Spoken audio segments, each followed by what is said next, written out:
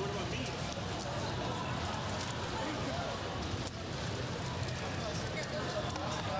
How we doing down here?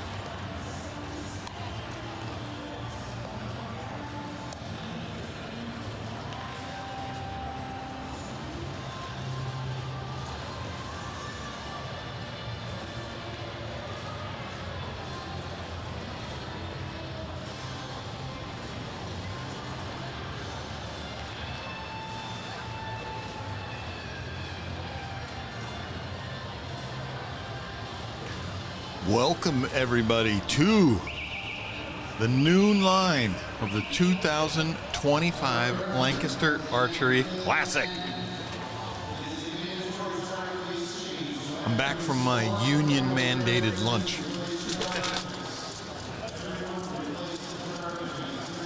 So, 6 cookies. yes, I'm on my 5th cookie right now. Let's see here. How we doing? I saw a couple people clean. We're only a few ends in.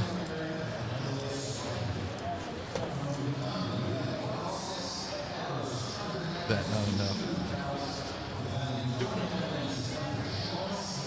Let's see what we got here.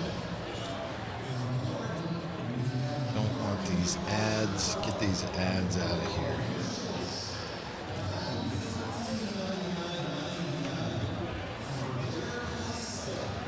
All right. Open Pro. All right. We got Jacob Slusars and Sawyer Sullivan are clean through 4 ends. Hey, but still clean through 4 ends. Better not clean through 4 ends. Still only have 259s. Matthew Burns, Kyle Douglas, of course, Bodie Turner. That's 660. Now, I thought I saw on Women's Pro, yes, through 4 ends, Ella Gibson is still clean.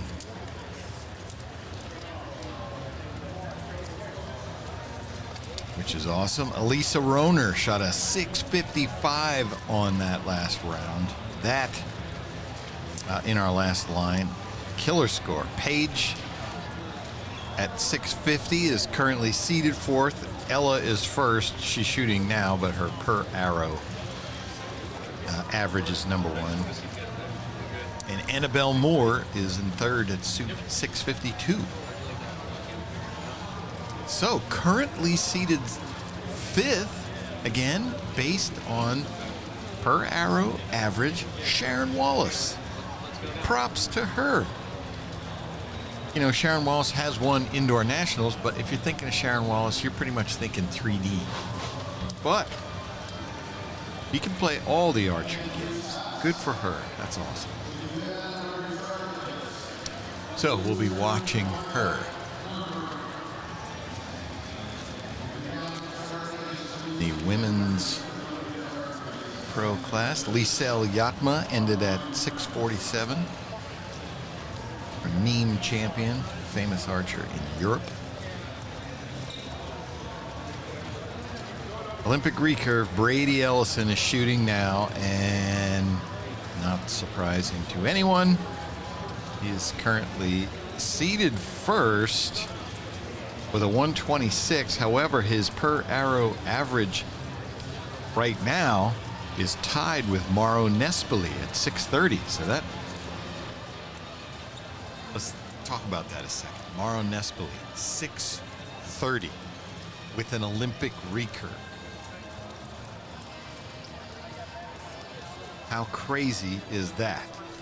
Let's look to see how he would have been doing if it were Vegas. He has 54 10s on scoring, Vegas scoring, and 9 9s. So he'd be at if he shot full 900. Well, he shot here 600, so 591 out of 600 Vegas scoring with an Olympic recurve. Brady Ellison, of course, famously is the only recurve archer ever to shoot 900 in Vegas. If you were listening last night, you heard me say there's one video footage of Brady Ellison shooting the 900 in Vegas, and we have it. I'll never forget that day. That's one of the where were you when. Brady Ellison shot a 900. I was sitting about 3 feet behind him. So was Kyle, our camera guy, because he had shot 2 perfect rounds. He was at 600. And so our video producer was saying, what are you doing? What are you guys going to do today? How about you go cover these folks, those folks? And I said, I'm not leaving Brady Ellison until he misses or finishes this 900. Priority 1 is Brady Ellison going for a 900. Because if he does it again, that's never been done before. And so we camped there, and there were other media people, many of them, in the same facility. We have the only footage of Brady's making that 900. Unbelievable. Math's a little off there. 594 for Mauro Nespoli with 9 9s. That would give him a 91. Right? Yeah. He shot 54 10s, which means 9 9s. Oh, no. No, it doesn't. You're right. 6. Can you tell it's day 2 of the Classic by my math? 54 and 9 does not equal 60. Math lesson there for you.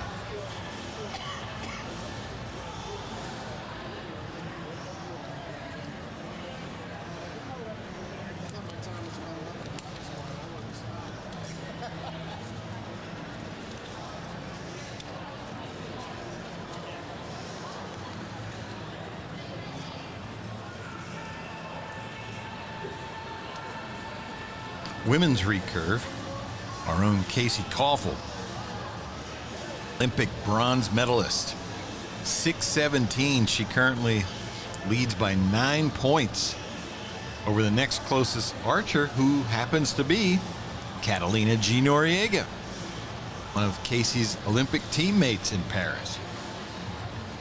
She's at number 2 with 608, and Savannah Nofel in third with 592. Good for Savannah. She is a former Women's Open champion here at the Classic. She shot an open setup left-handed. She's now shooting Olympic recurve right-handed, and at a high level, obviously. So I'm going to say Savannah's just good at archery.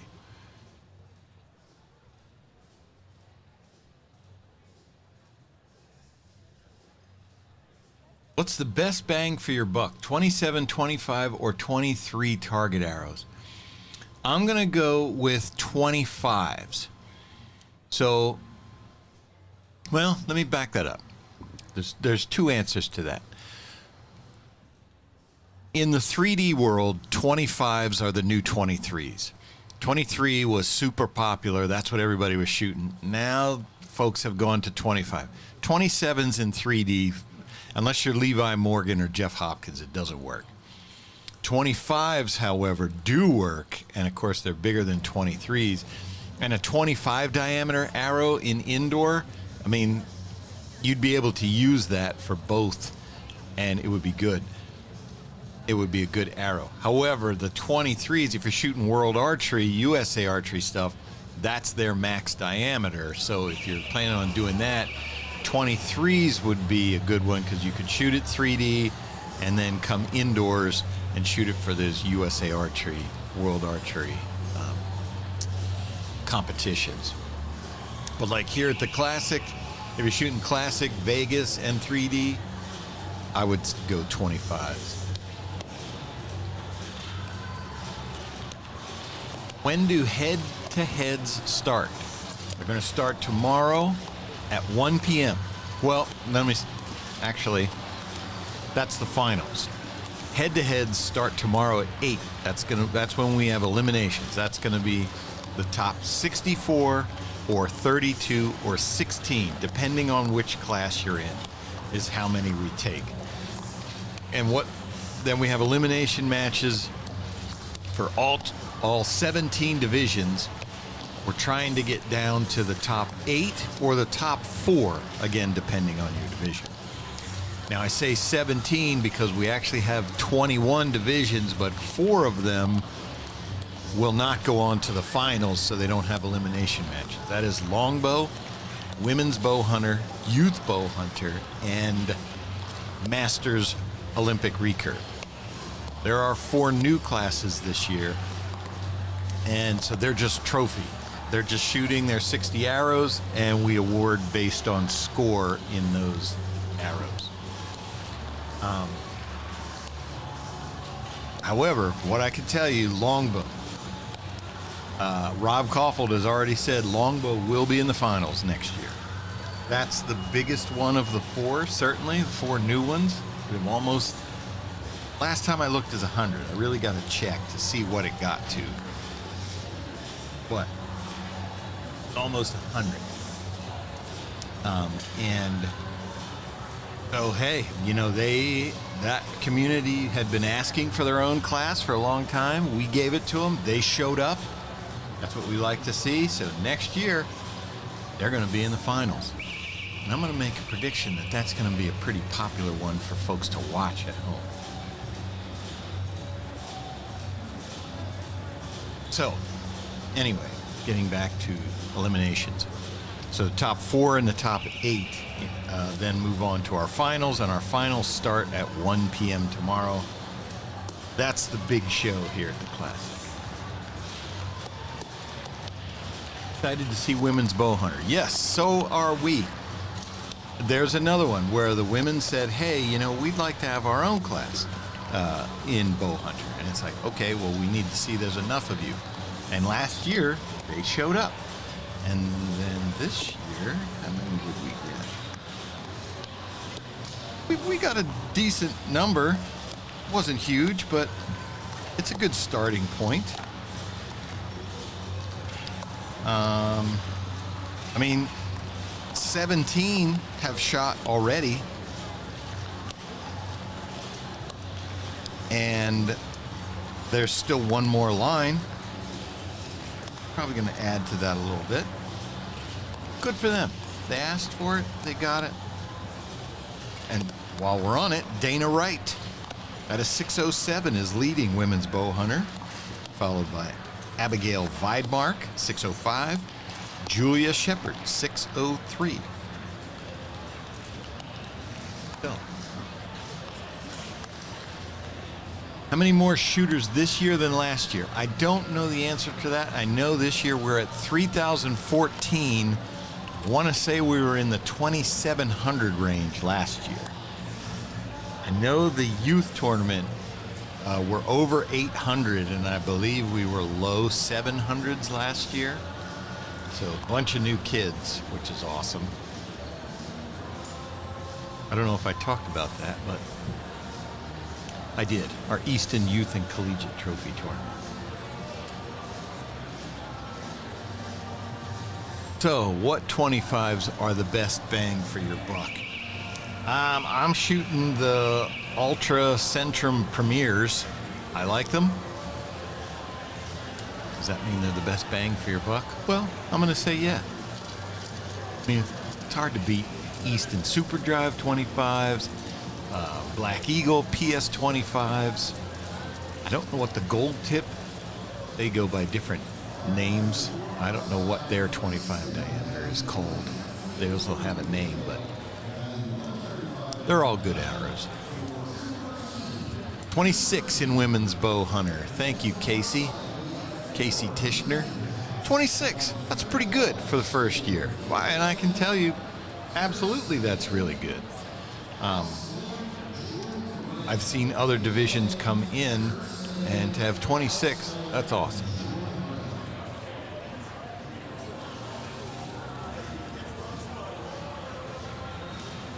X Cutter, yeah, that could be the name for their 25. They all have different. VTAC 25s, Victory, also a good one.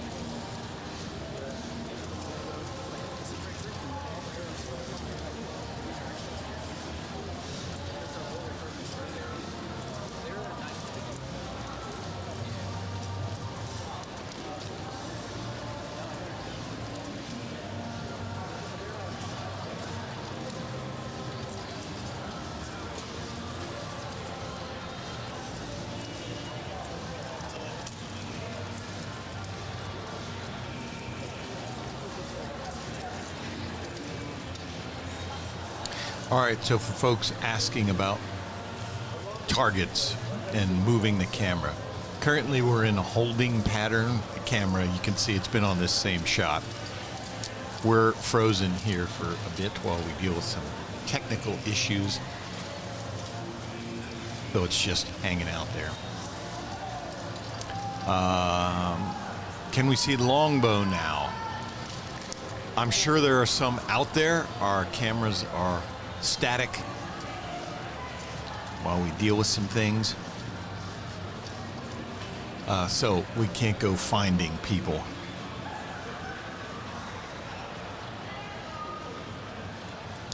Yes, we would like to get a camera to go down the line. That is our issue we're trying to resolve right now.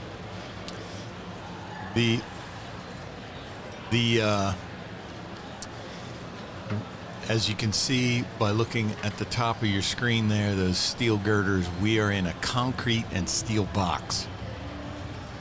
I want to find out about signal issues. Try setting up things that are wireless in that environment.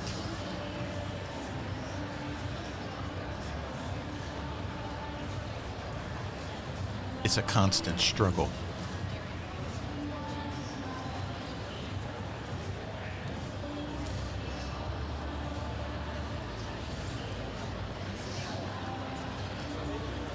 Are we going to see all 12s in the ASA shot of the week this year? That I can promise you will not happen. I am that's very wishful thinking, John. I'd be happy with just one. Just one.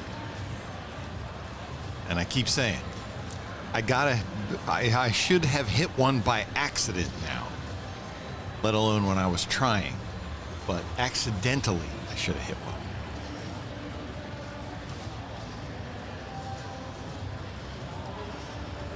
So, must be some target issue out there. They've been holding this for a while. I know on the last time, oh, there's the green flag from the judge. Here we go. So on the last end, we did have a point pull out of an arrow into a target, so then they had to spin the target, spin the bail, that is, rotate it, so we weren't shooting at that point anymore.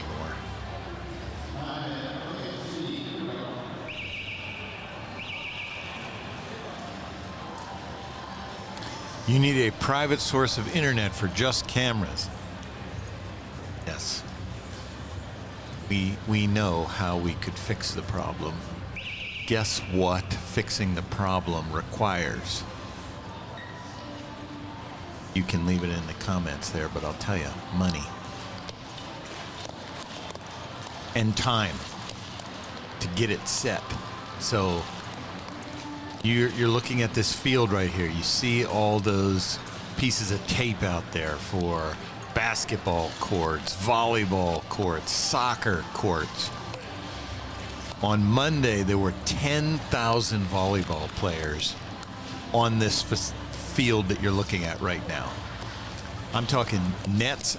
This field is over 100 yards long, and I don't know how many individual volleyball courts they had crammed in there, but every square inch of that was a volleyball court. And it was a big tournament. They had 10,000 kids out there. All day Monday. Today is Friday. We started the tournament yesterday. That's Tuesday and Thursday to convert this into the largest indoor archery tournament venue on the East Coast. That's a monumental effort just to do that, let alone get together things set for indoor signal.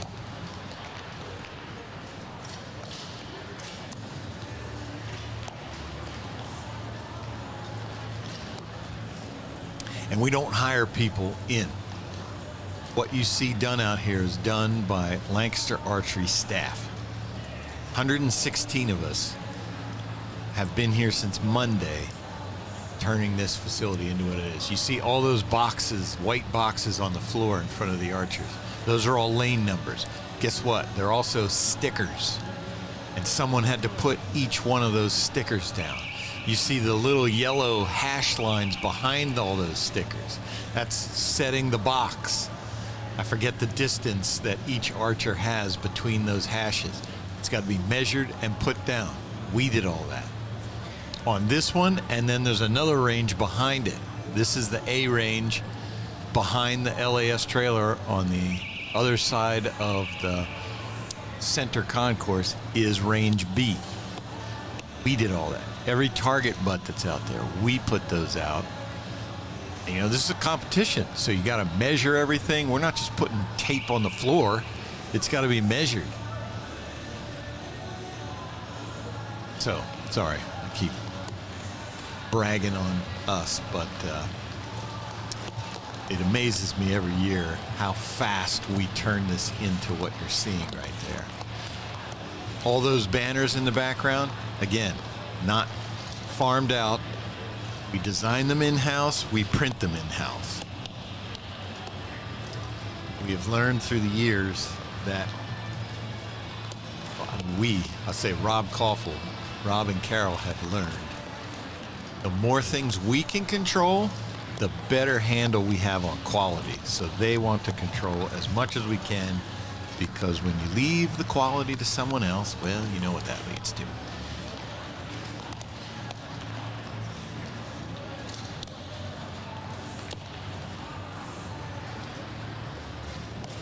Let's see what kind of scores we're getting in youth.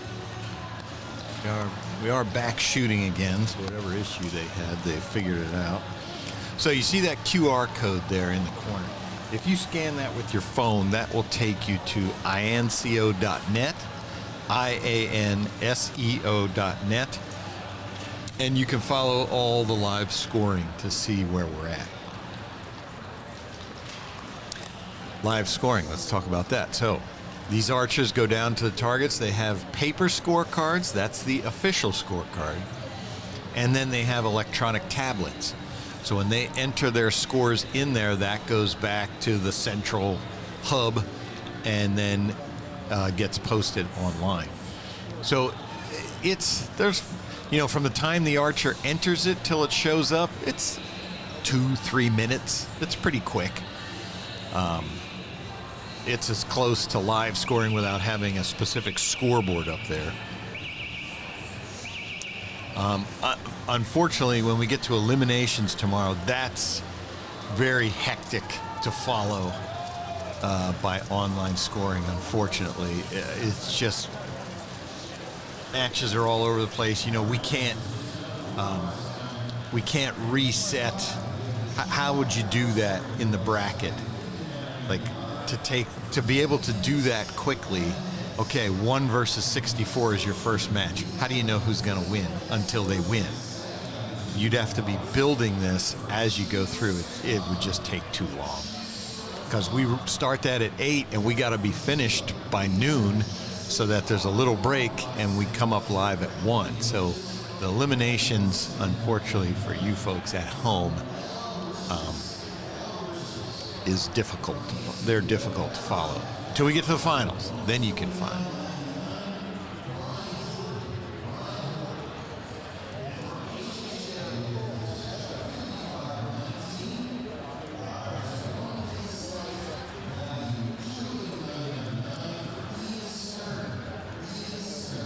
Oh, I was going to look up some scores here. Let's see. Let's go to Youth Bow Hunter. How about that? They're out here for their first time. Let's see how they're doing. Jacob Sinclair with a 590. Nice shooting for you, Jacob. All right, back. Looks like he shot 35 10s or 11s out of 60 arrows. That's awesome. So he shot 60 arrows, 35 of them hit the middle, 10 or 11. Well, there's one of my favorite archers. Hold on a second. In the wheelchair. What's his name? Kevin Mather. Kevin Mather. He is one of my favorite archers of all time. I'm a little disappointed. He usually has a big bullseye covering the center of his wheels. But he won Olympic gold? I believe, in para archery. Comment below. He won a big tournament within the last year. Is he shooting barebow? He is. If you ever get the chance to meet Kevin, he is incredible. He was a triathlete and a good one.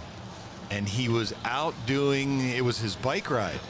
He was on the bike ride, doing a long bike ride, and he got hit by a pickup truck. And the dude took off, left him. He was left by the side of the road with a broken back. And so somebody found him. They got him, obviously. He lived. But this dude just does not let that wheelchair get in the way of anything. He skis. He does all kinds of crazy stuff. He does crazier stuff than I would do. And he's just super funny, nice guy. We love him. Kevin Mather. I want to see what that tournament was he won. I swear it was the Olympics.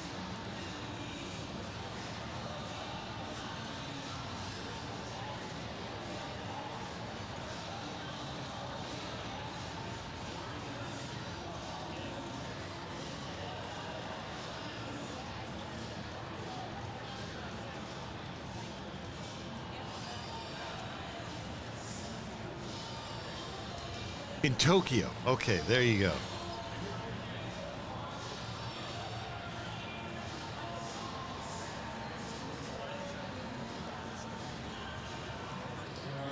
Yeah, if you look up him on the internet, you'll see him in his wheelchair with the giant bullseye in the center of his wheel. He always has them there. This is the first time I've ever seen him without them.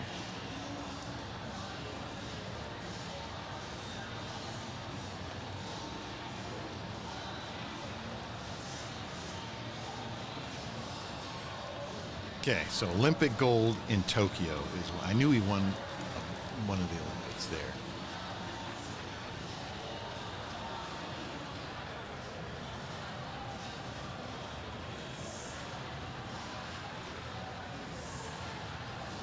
So he's awesome. Okay, right there in the middle, the Hoyt jersey towards the back.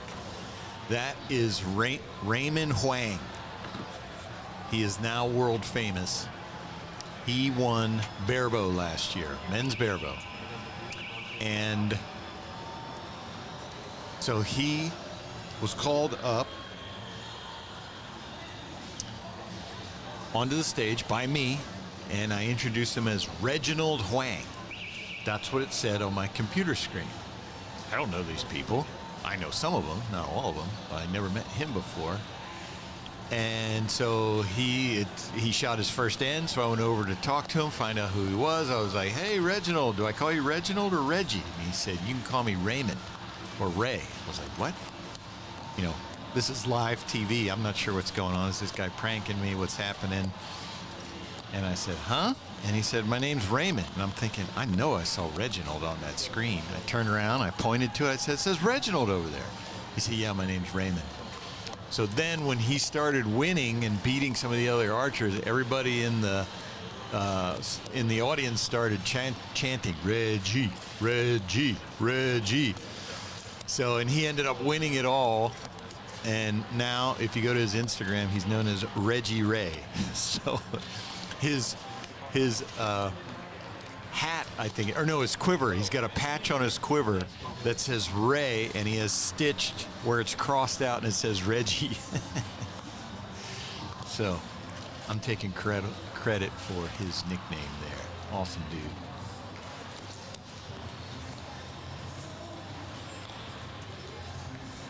Yes, Joe McGlynn from Pro Line Archery in Queens. He is out here.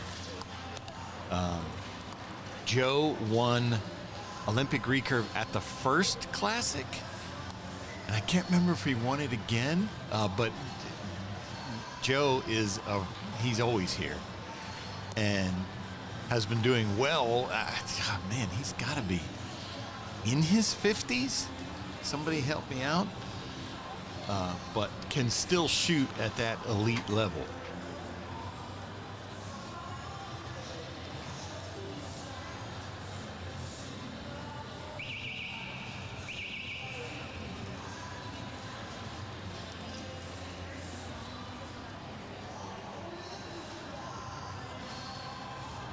There you go, right in the center. Two Hoyt shooters in the white. You've got Louis Price on the left, Katie Bordwell on the right. Two New York State shooters.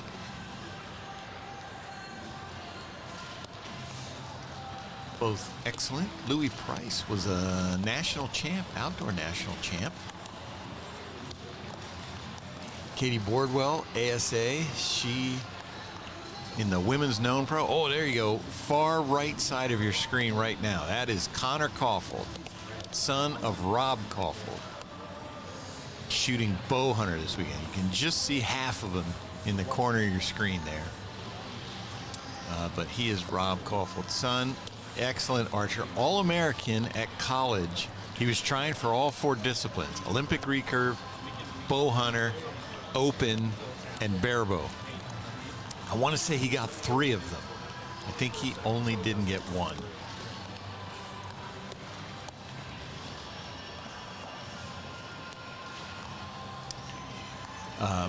Connor went to Texas A. Actually, he's still there. He'll be graduating in like 2 months, I think.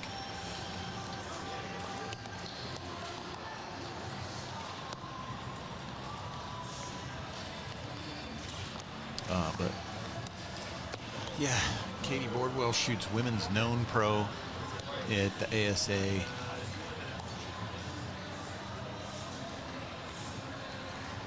Comes from the Legends of the Fall shop in, I forget what town in New York, but it's a great shop they have up there. Louis Price, son of legendary coach Mike Price.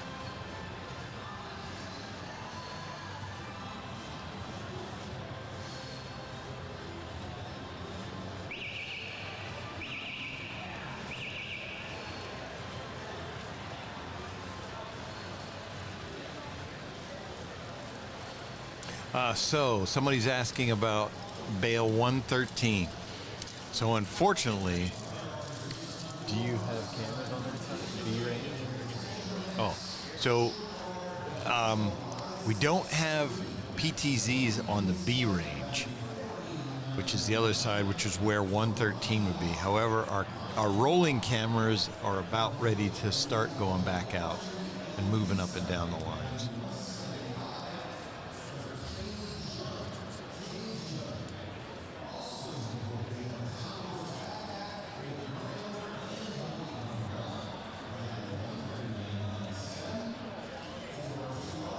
There you see a good shot of our American whitetail targets there that we're shooting into. People were asking yesterday, do we sell these after the tournament? No, we will shoot these for years until they're finally deemed unusable, not worthy for competition. But we get multi-years out of them because you can spin them. You know, you can see it's a round target, but we're shooting them at 4 corners, so you can spin them just a little bit, more and more, and you're shooting into fresh foam. You can flip them around, front to back. So we get a ton of use of them. Then we'll take them out and shoot them on our outdoor range, and by then, you know, we've been using them for years. I think ultimately, when they're absolutely toast, I think we give them to programs that have kids shooting, you know, where they're not going to have heavy bows going through them.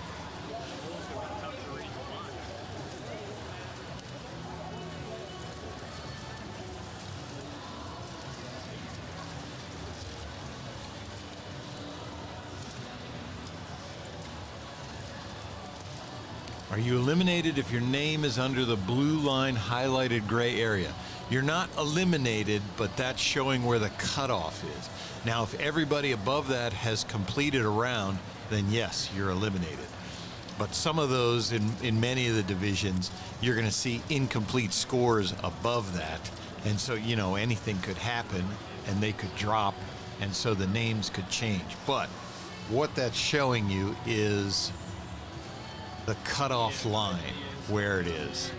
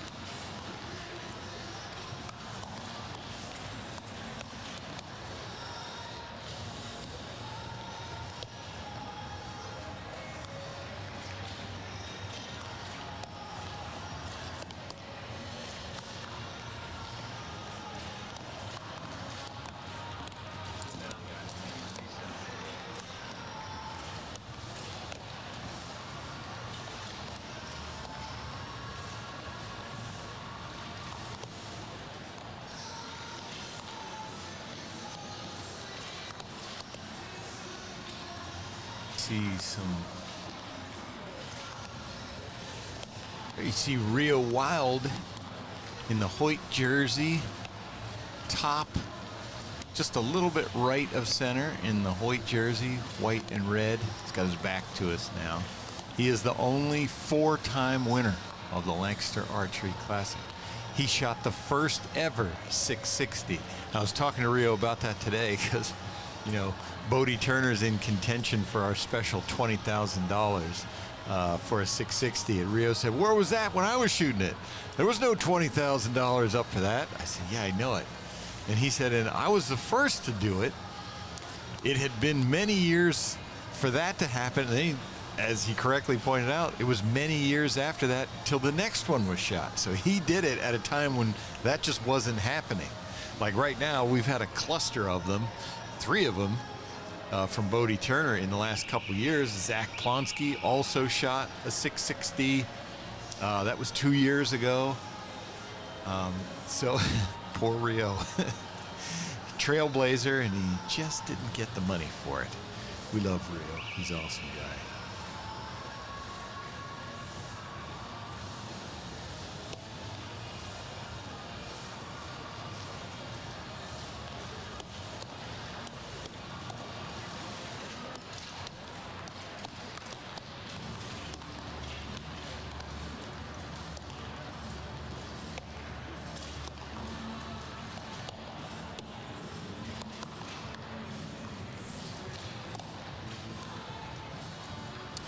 Okay, what's the difference between Open and Open Pro? Open is the quote-unquote amateur division. And anyone can go into Open Pro. If you want to shoot Open Pro, go ahead. But if you have your pro card, if it's, well, let's see here. Who has to be Open Pro?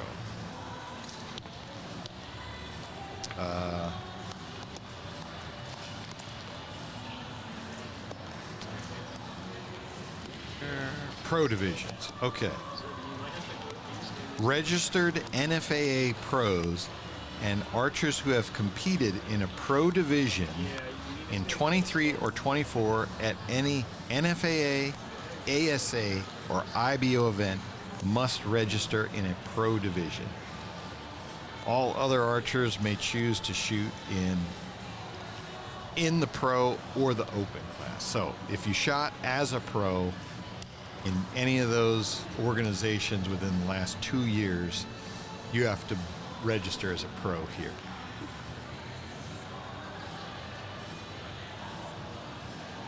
So yeah, there are some big names in the open, but if they don't compete in the pro class,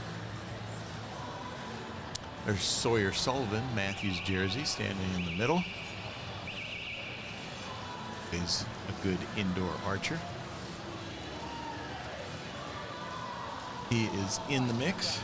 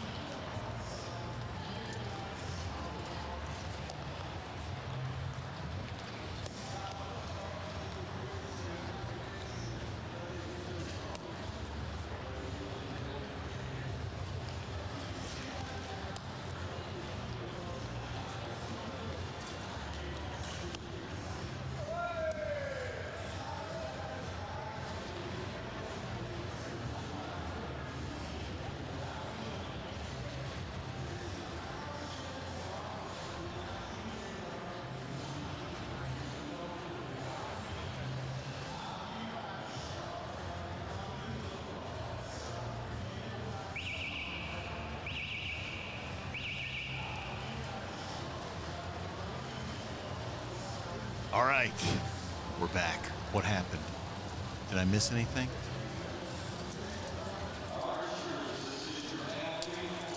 What's the typical grain on a target arrow? Yes, Brian, 350 to 700. That's probably pretty accurate.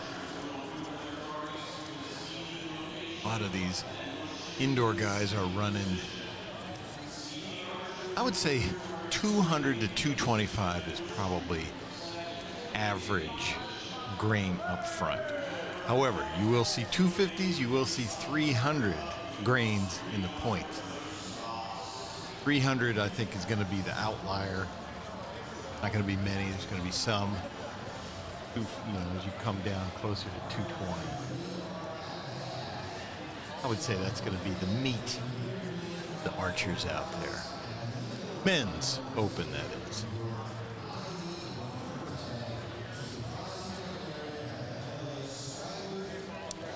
Let's check in. Some scores here. Have anyone clean?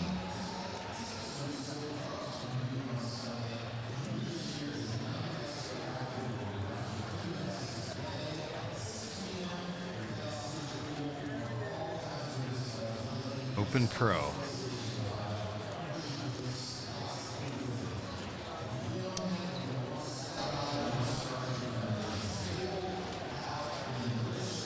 Not open for me. Here we go. All right, Jacob Slusars. So we're at the half now. So I have scores through 9 ends, and Jacob Slusars is clean. So, Jacob Slusars, if you don't know him, awesome kid from New York, shoots for Dart. And, you know, won his first ever ASA this past year. Won 2, right?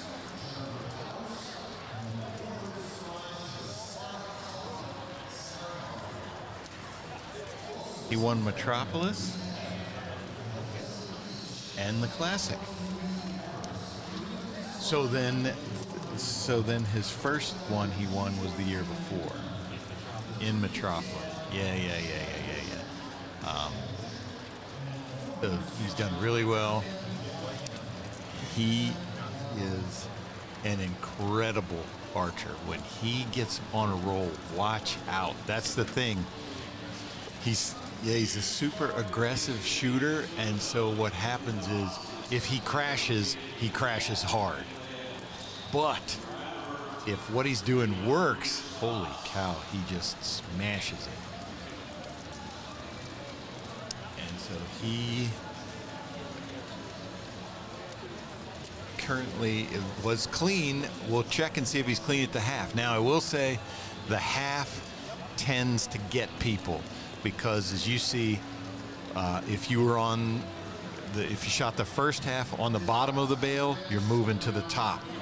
Those who are at the top move to the bottom. And so that first end after the turn, that trips up some people. Chris Perkins said that got him one of his 10s. When they switched, he just shot high. And he said it was because it was the first end after the swap.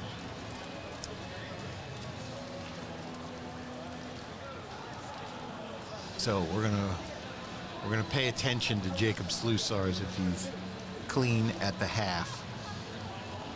As he gets to about end 15, I'll drift out there and start to follow the action.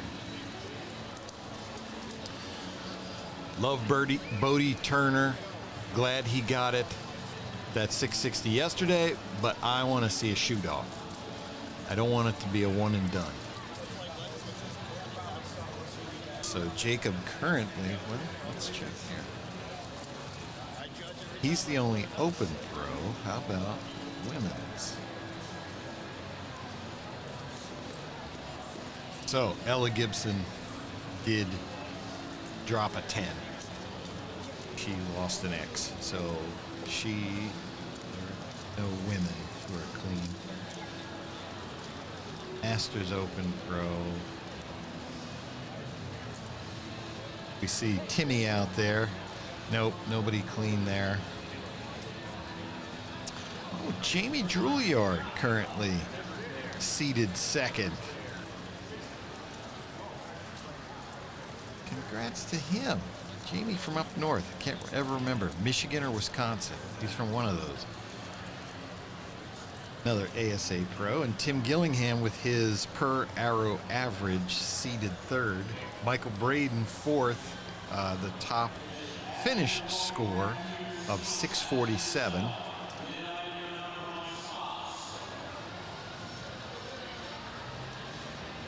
There's Tim Gillingham talking to Brandon Reyes.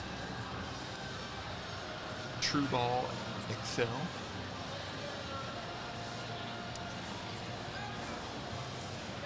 Tim's got his 4-bar bow. Or no, it's the 3-bar bow. Now, he's got 2 rear stabilizers, and he switched. He used to have 2 out front, but now he only runs 1 out front. He used to have the quad bars. Oh no, he does have all 4. There you go.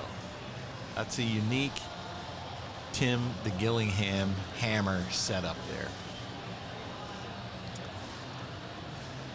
It says it just gets that thing to sit.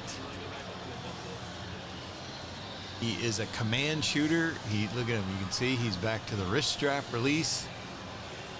He shoots a True Ball Executive. True Ball Execute is the release that he shoots, but he has modified it. I have that release, and it does not look like that. But it's the True Ball Execute. It's discontinued. If you're looking it up, that's not one that they make anymore.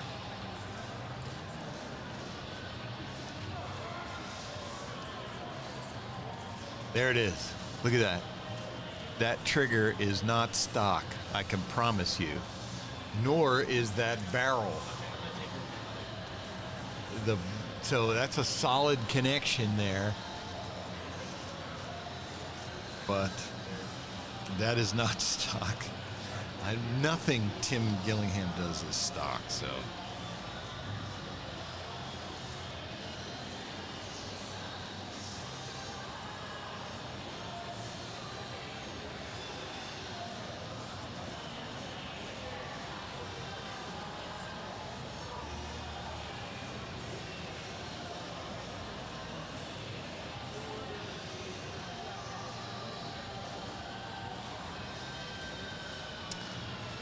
But yeah, Tim said he just wants that thing to sit as still as possible so he can activate that release and get his shot off. So,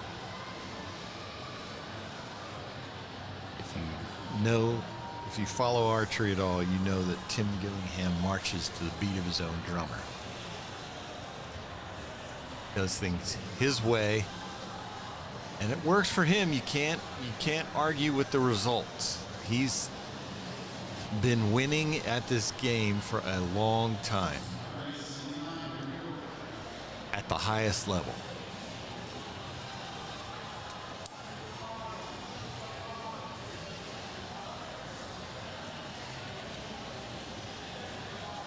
Shout out to the traditional archers at Senlac Field Bowman in Sussex, England.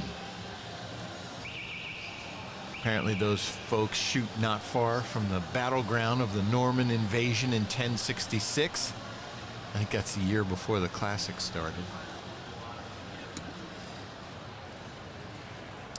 Open pro for Levi, yes. And he did shoot yesterday. Shot okay. Not a killer score, but currently it's good enough for him to move on. He is in fully prepped now, let's be honest. 3D, there you go. Let's take a look at Tim there. Look at that bar setup.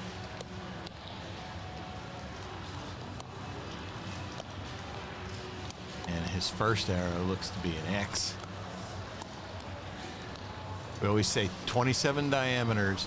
If you can get it inside the 10 line, it will hit the 11. It will touch the 11. 27 diameter inside the 10 is an 11.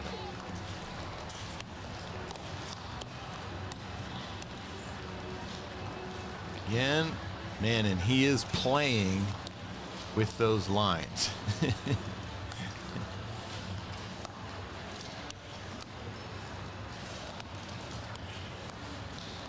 Tim wears his emotions on his sleeve.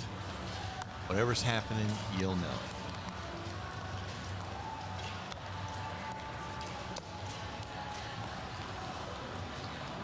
Look at that bar set up.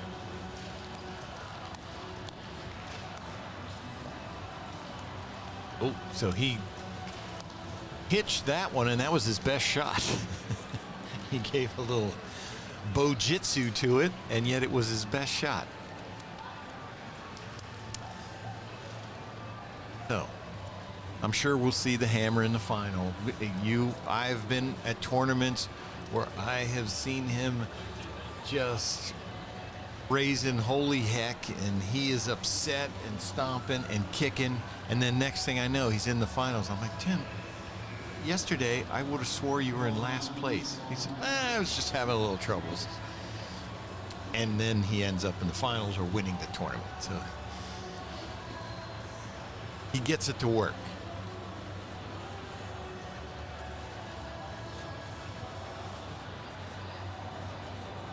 Okay, question for longbow. What is allowed for arrow shelf? Cut past center, cut to center. I don't know what that means. What I know is allowed for an arrow shelf is you can't have a rest other than a rug rest. You have to shoot off the shelf.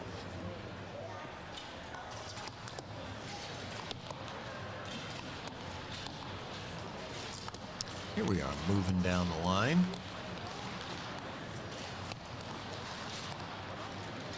At the Spooky Nook Sports Complex.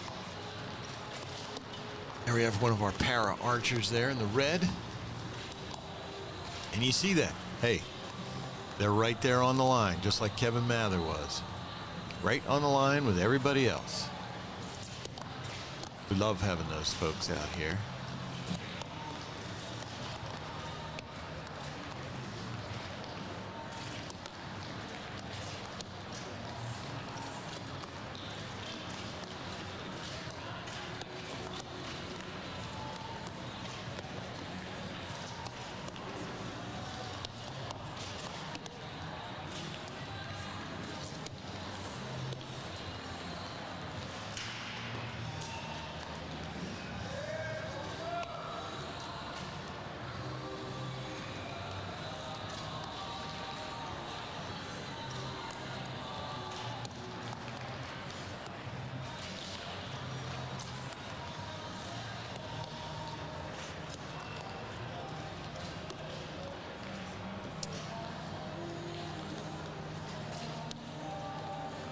So he could be eliminated.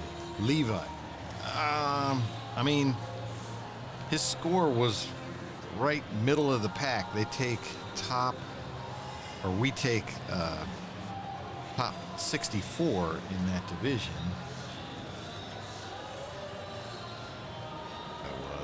I thought he was in there pretty good.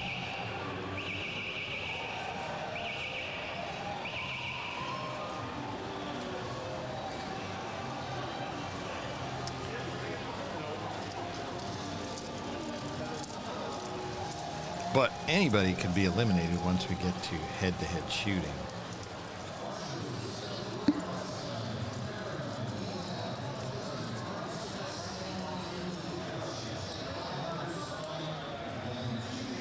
Okay.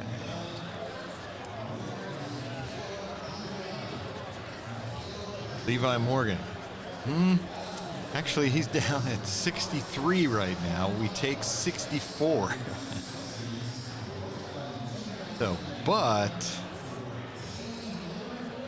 there's only one archer shooting right now. Of course, we got a whole other line left. So he is close to that cutoff, is Levi Morgan. Now that's assuming all the ones ahead of him who are shooting right now keep doing what they're doing and maintain their per arrow average all the way to the end. he would finish in 63rd. So far. Whole other line this afternoon, and some big guns. Matthias Fullerton, Jimmy Lutz. Oh no, Jimmy Lutz is shooting right now. No, Jimmy Lutz finished with a 58. Excuse me. He must have shot this morning. Okay. Matthias Fullerton is a notable name who has not shot yet.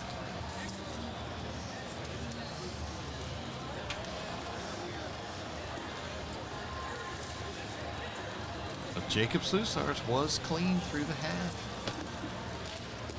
Hey, we're going to start counting them down, paying attention to that. How many clean targets so far this line? One. One clean so far. And that was through the half. So this end here, 11, we have not seen the scores from it yet.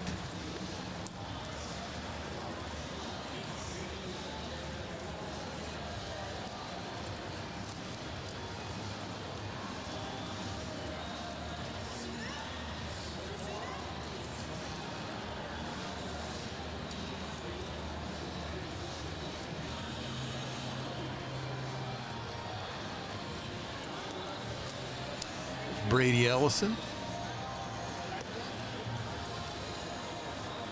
Olympic silver and bronze medalist this year. There he is, Bodie Turner, the man. He's watching the action, wondering, am I going to have to work more for that 20 grand, or is it already mine? I told him I want him to get the 20 grand, but I want to see a shoot off. So, sorry, Bodie. I want you to have to work for it a little more.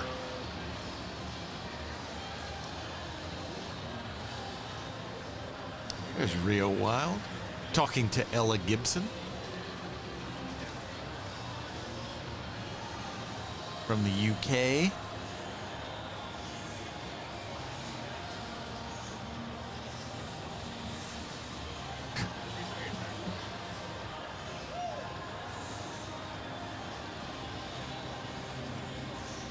So Real Wild has won everything you can win in spot archery.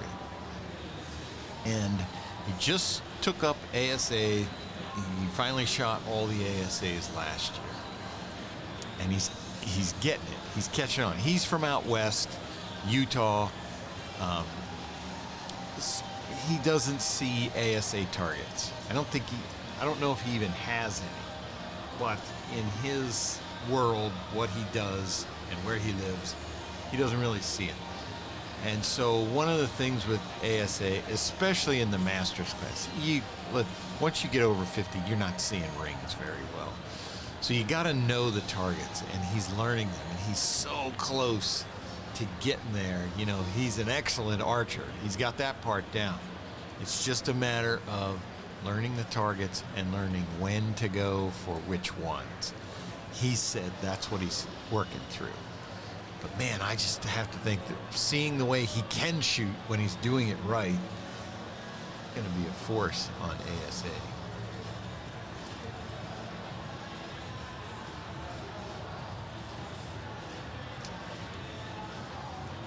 How do you know if you've made the final? Okay.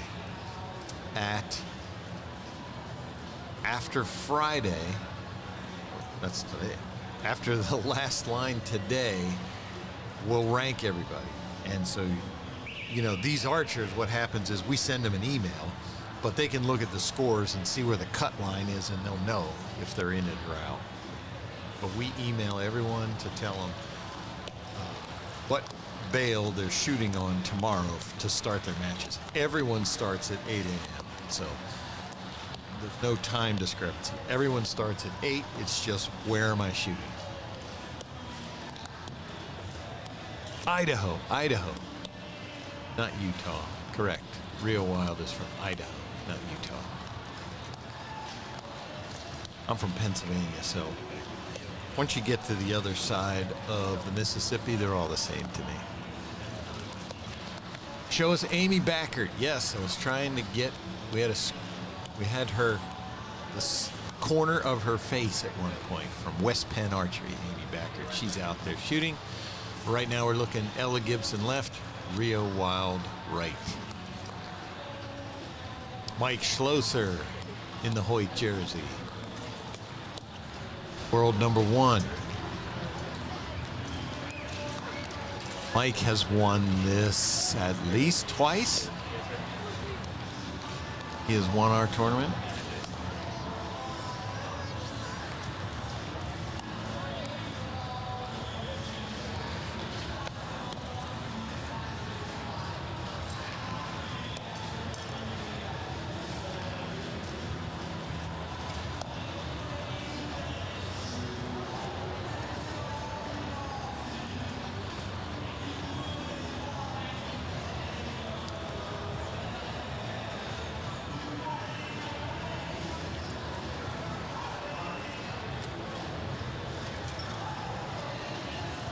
Yes, I corrected myself. Rio is from Idaho, not Utah. I didn't correct myself. One of you did, and I acknowledged it. There's Brady Hempen right there in the foreground. Excellent ASA shooter. Like he's shooting a Matthews this year. Right behind him is Barry Langston from Ultra View.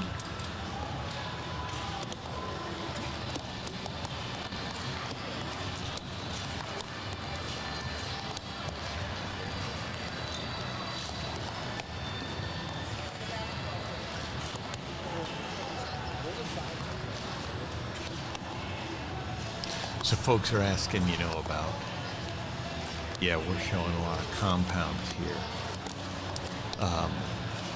These 2 lines, there's a couple recurve. That looks like barebow. That's Olympic right there in the foreground, Olympic recurve. There was a lady off to the left who was barebow.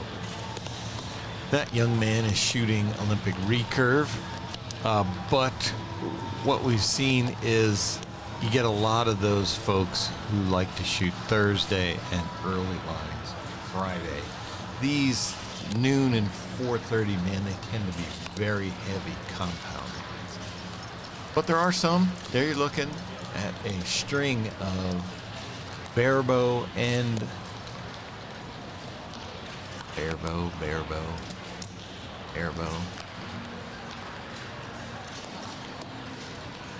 Seems to be our cluster of recurve shooters here. I haven't seen a longbow shooter this line.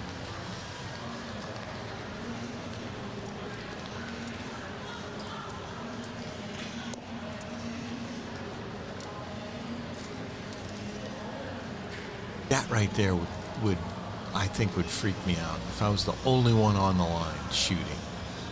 Everyone has sat down. So everyone's looking at you. I think that would freak me out. I'd probably miss the target.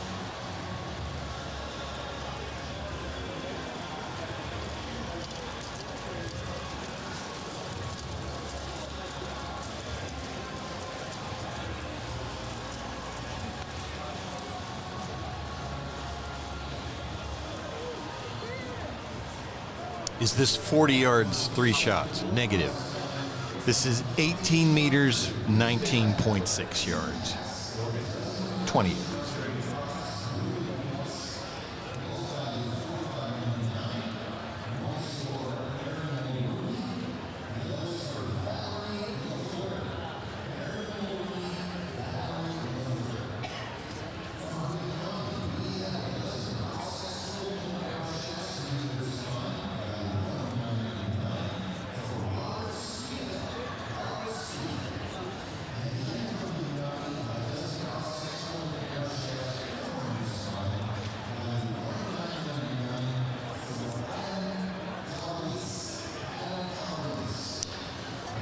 What is the red and blue line in front of the shooters?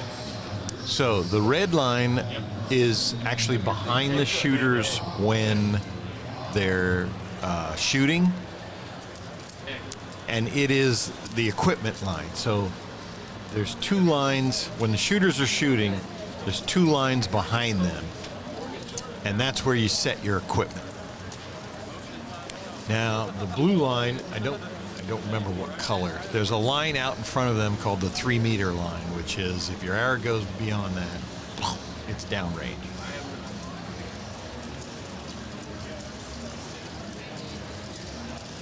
But that red line,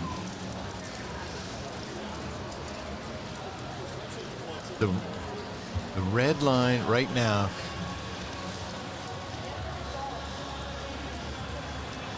it looks like there is a red line in front of the archers, red line behind the archers, but I think that one in front of them, I'm not sure if that's our line. Here we go. There we see lines. Yeah, that red line in front is actually not our line. That is a different line. You can see there's lines all over the place. There, that blue one. The blue one out front, that is our line. That's the 3-meter line.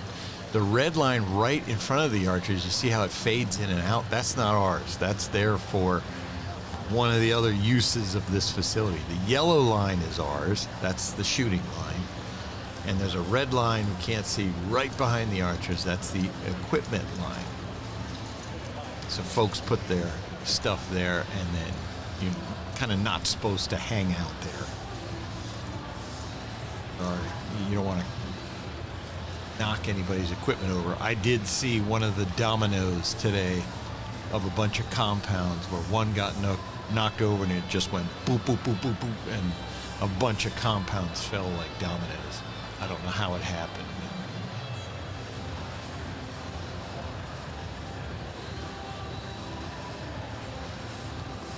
A lot of longbows shooting this line. Yeah, I believe you. There's one right there. But well, I just haven't seen any. I haven't seen them here on this camera yet. There could be a bunch on the B range.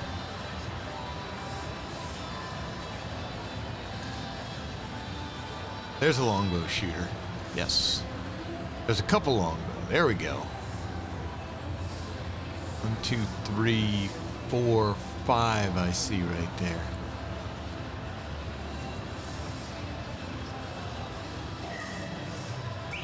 The young lady with the tan hat right there, she's shooting barebow.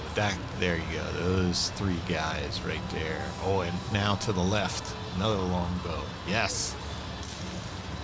As we said, gave them a class and they showed up. They asked for it. We gave it to them. They turned out. What more can you ask for?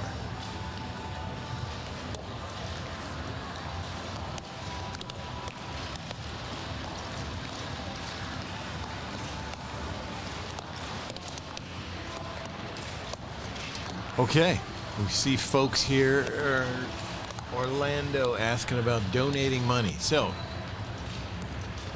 you can go to LancasterArcheryFoundation.org. That is a foundation that we have that provides money to clubs and organizations that run programs aimed at getting people into archery. Obviously, it's primarily kids, but hey, if you have a program that gets adults in, awesome. We're going to help that out too. We provide grant money to these clubs and organizations to help them, with whatever their needs are, targets, equipment, whatever. That's one thing the foundation does. Another thing it does is we have provided money to archers on Team USA to travel to international tournaments. The World 3D Championships was last year. That's what we call a self-funded event. So these folks made the U.S. team, but then they have to pay. It was somewhere in Europe. They all had to pay their own way there. We gave each archer $1,000, and I wish I could remember how many it was on the team. I want to say I thought it was like 12, but I could be wrong. But anyway, each archer got $1,000 from the foundation to help with that. And, going to Europe, I heard some folks say, it was costing them like $10,000. So we help them with that. And then the last thing we do is we provide money to schools so they can give scholarships. You know, we're all familiar with getting a football scholarship, baseball, basketball, field hockey, whatever. Well, we'd like folks to be able to provide archery scholarships. So Texas A&M and James Madison University, I know, are two schools that we have given money to so that they could offer scholarships to archers to help them with their tuition. So that's your donations to the Lancaster Archery Foundation. Those are the things that goes to. We're very proud of the work they do. I asked this earlier but lost in the feed. Anybody know how many participants this year? Yes, 3,014. That's how many participants this year.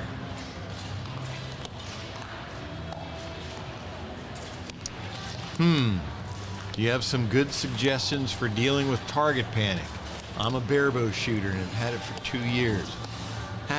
I can't speak to doing that with a barebow. I had horrible target panic with a compound, and honestly what I did was I went to one of the resistance activated releases. So a true back tension release where only pulling harder can set the release off. And I just shot that from a distance of like 5 yards for about a month. That was all I did. Slowly but surely introduced targets, backed up a little bit, and just doing that, it eventually went away. But I had it so bad, I couldn't hit anything. I didn't even like shooting my bow. It was awful. What happened was I had a release fail and I punched myself in the face. And so then after that, boom, I had target panic bad. But it seems to me that reducing the stimuli, plural. So just blank bailing from up close so that all you're doing, you don't care where the arrow hits. All you're thinking about is just shooting, shooting, shooting. There's my man, Spanky Brooks. Look at that. Coolest guy in archery. I'm declaring it right here. He is awesome. Spanky is an excellent barebow shooter and just one of the nicest guys you will ever meet. Shoots ASA, IBO. He's everywhere. He has been everywhere. Always has that hat on. Love that hat of Spanky Brooks.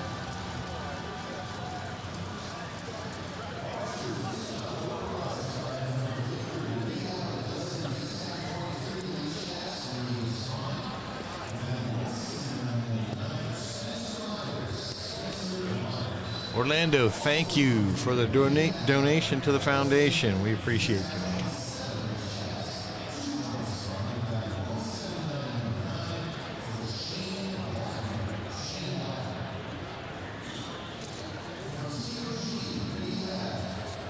Tickin' Tom Bomb, congrats to your son. Just did his first regional competition. Bring him out to the Lancaster Classic when he's ready. We'd love to have him out here. But I think that's a good idea, taking them to the smaller shoots to build up to this. You could really overwhelm someone, not just a kid, but anybody, if, boom, this is your first tournament. There's Jacob Slusards. We haven't checked on him. How's he doing? Good. All right, 36. So that's, oh, all right, I'm going out. So I'm going to go off here for a second because Jacob Slusards has shot 10, 11, 12, 13 ends. He is clean, 7 to go. I'm going out there to see what happens.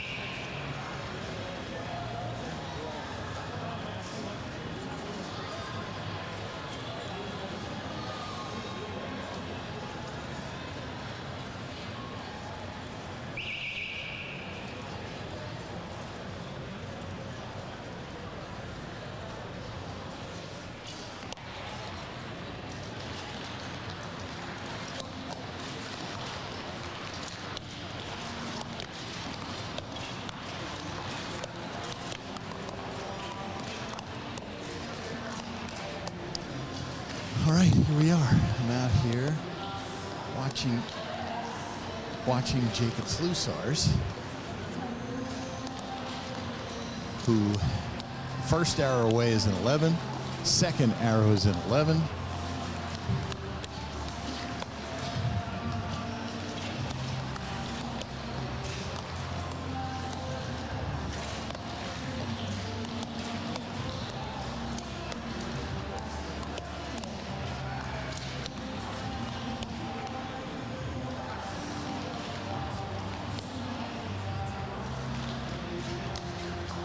That's a long hold. Oh, got it. All right. Good. All right. There we go. Jacob Slusars. He's going to see me standing back here. Hope he doesn't come and talk to me. I don't want to give him the jinx.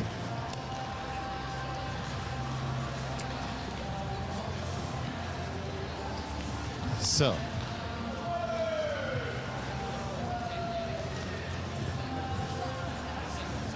this is cool. This is the closest we've come on the second day.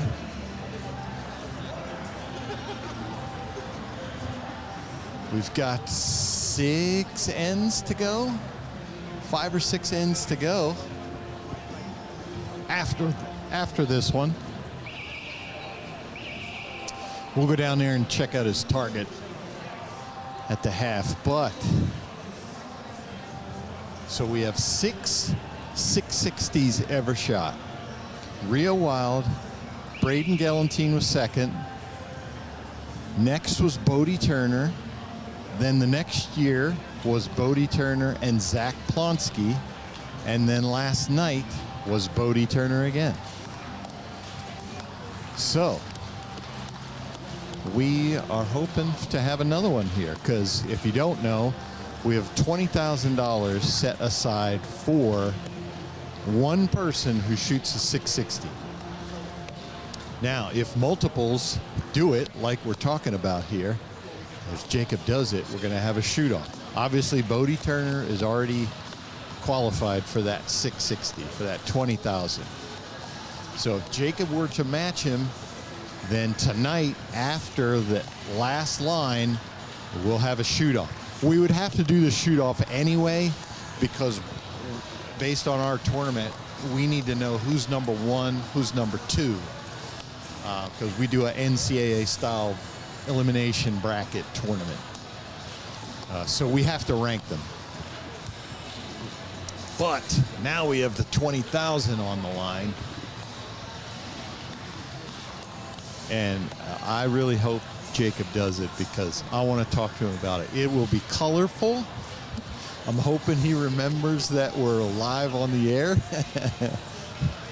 But it will be fun. I promise you that. If we get to talk to him, because he just looks like a stone cold killer out there when he's shooting. But he is just like, he's the nicest kid. A lot of fun.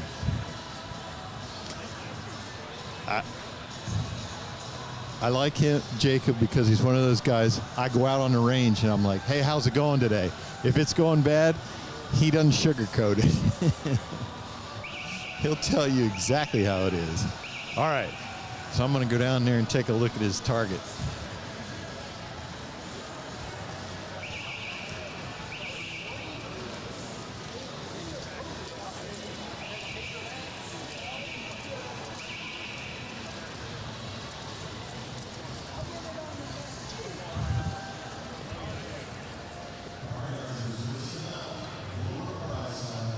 It's a pretty clean.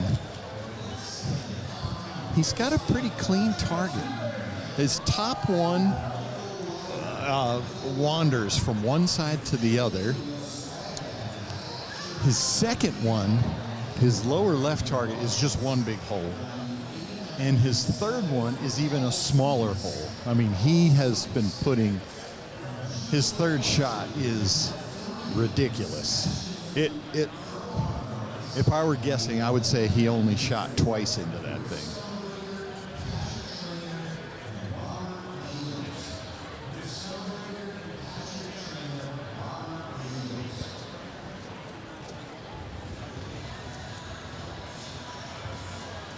so. That's an awesome looking target he's got there. Now, one of the unfortunate things with the 20,000 is we make them change every 5 targets now. It used to be they would shoot one target one half, one target second half. Well, now we make them change every 5 targets, so they can't work one of those, keep working those holes over and over and over again.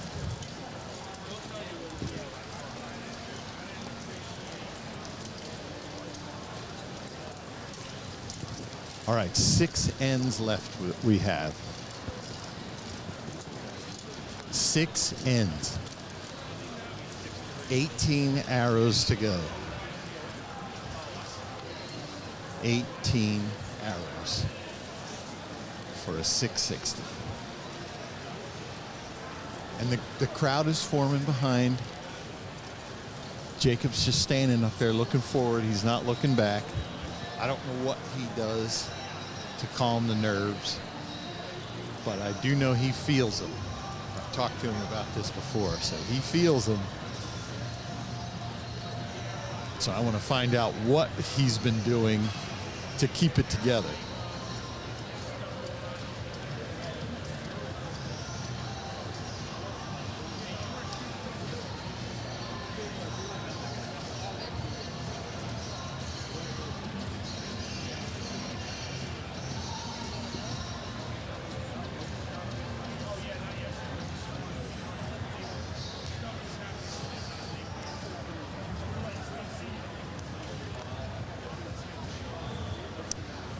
Yeah, so so Jacob is the type, from what I've seen in competition, is he's more the type of that I need to shoot this to beat you.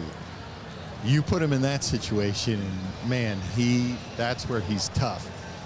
I know he's an excellent indoor shooter, but I don't know how his nerves work in this environment, which is different from that.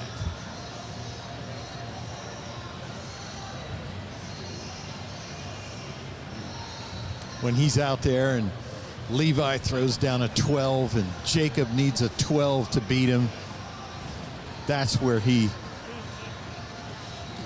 really digs down and comes up with what he needs to.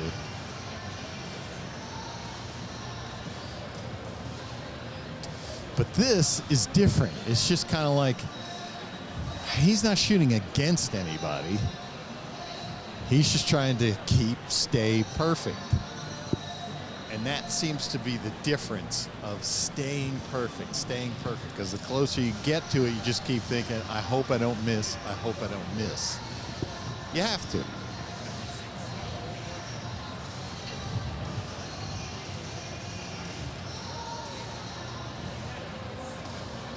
So our camera's on him. He can't hear me talking. I'm way back behind him. But our camera's on him. Hey, as we always say, this is the big leagues. When Tiger Woods is putting together a killer round, the cameras don't go away from him in hopes of not messing him up. Cameras, that's when the cameras come in. So same situation here. When it gets down tight, we come in because we want to see it. You know, all these folks standing behind him, they're not standing behind him to see him miss. We want to see him do it. We want to see another 660, clean round.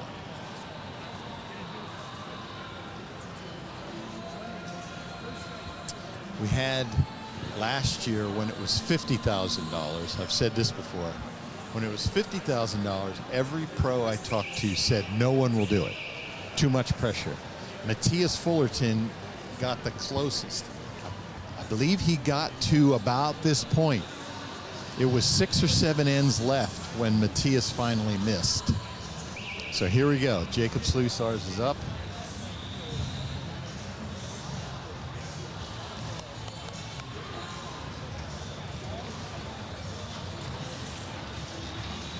That's an 11.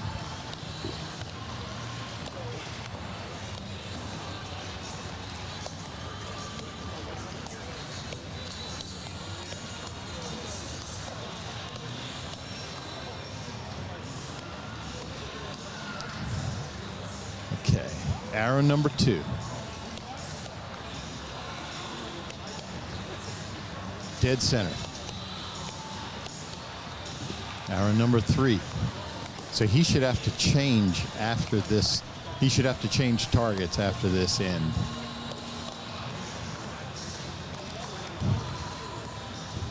Based on the target face, this has been Jacob's cleanest shot. Let's see if he can keep it going.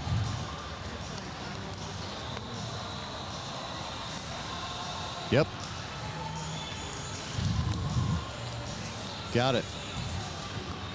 5 to go.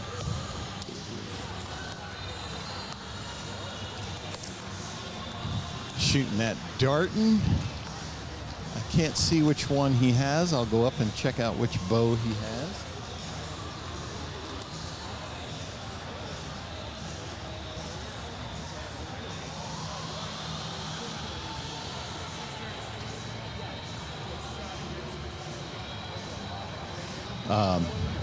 Darton, one of our big sponsors here at the Classic this weekend, Randy Kitts. We appreciate everything he does for us. Darton Black Eagle Conquest.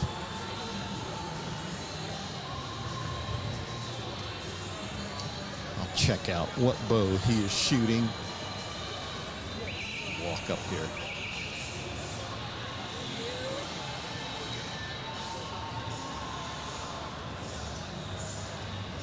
Sequel 35. Jacob Slusars is shooting. Sequel 35, black, Darton bow. That's a new one that came out this year. And that one, yeah, that's a new bow. If you want to learn about it, go to our Lancaster Archery YouTube page. It's got a unique tuning system. 2 unique tuning features that we've never seen before on a bow. So typically what we're doing now with compound bows is learning how to manipulate the cam lean or the actual cam itself. You either want the lean or the whole cam moving left and right. So there's many different systems to do that. And so Darton came out with a system this year where there is a screw that you move from one limb to the other. It goes through the limb pocket, and what it's doing is putting pressure on the limb. That's how they're attacking that issue. They're obviously not moving the cam, but the net effect is manipulating the cam. That's the end result. You got a left tear, you're gonna move that screw from one side to the other to clean up your tear. Then the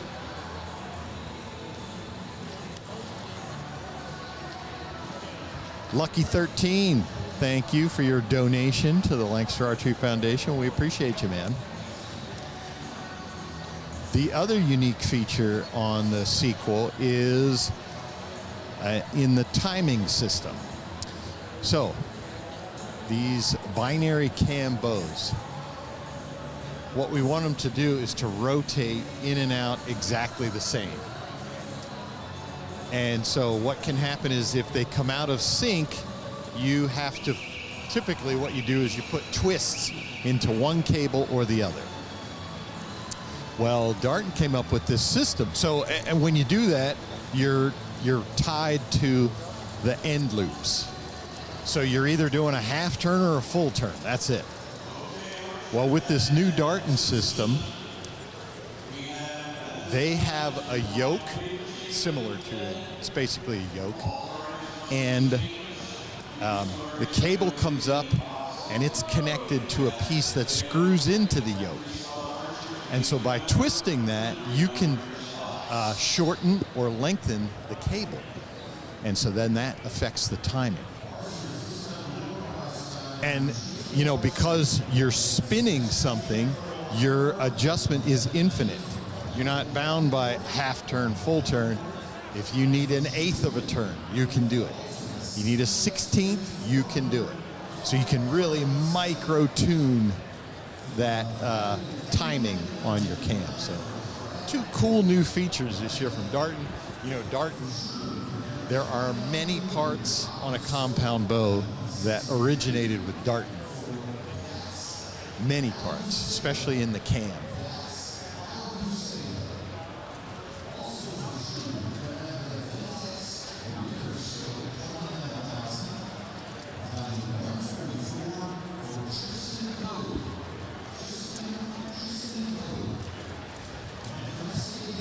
Anyway,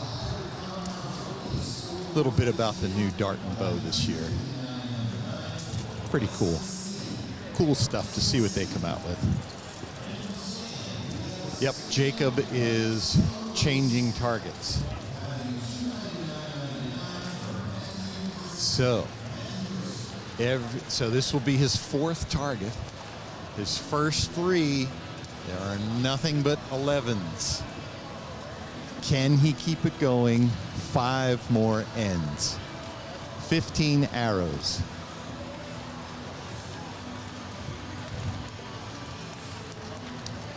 We're all watching.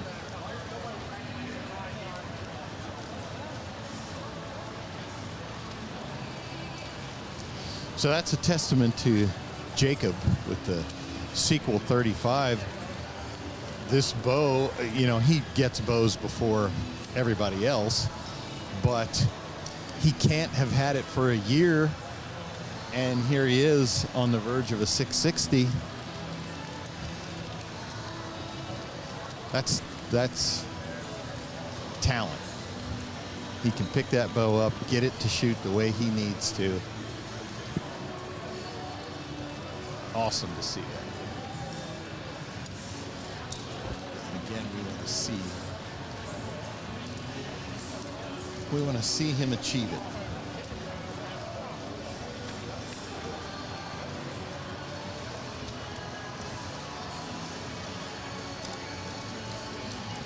Shout out to Gas Bowstrings.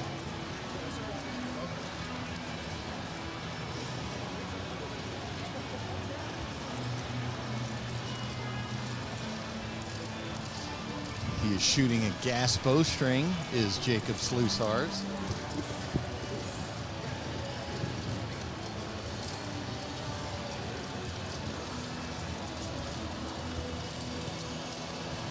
We'll run through his equipment. He saw me checking out his bow.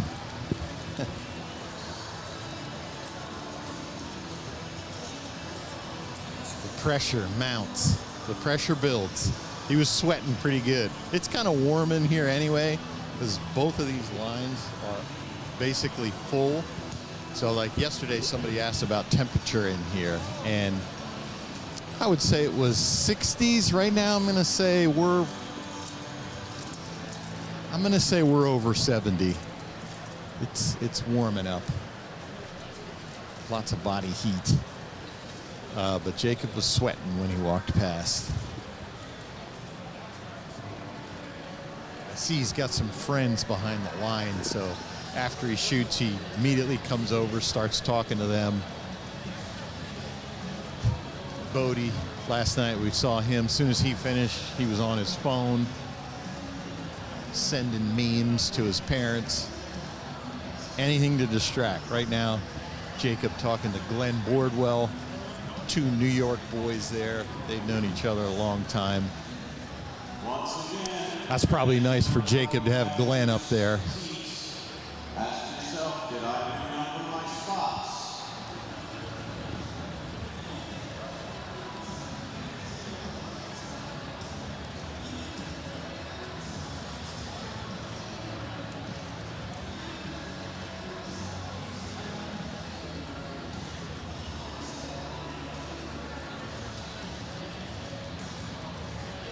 So we just changed target faces, and what the archers have to do is they have to number. If they're shooting a 3 spot, you have to number your targets 1, 2, 3, and you have to shoot them in that order.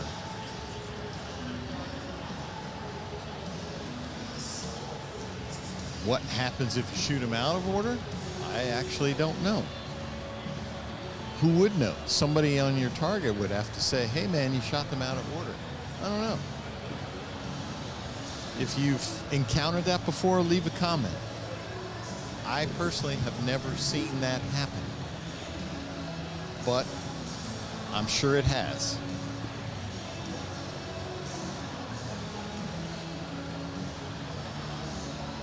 You go down to score, there's one arrow in each spot. That would seem like, okay, how do you know who shot what? But someone would have to pay attention.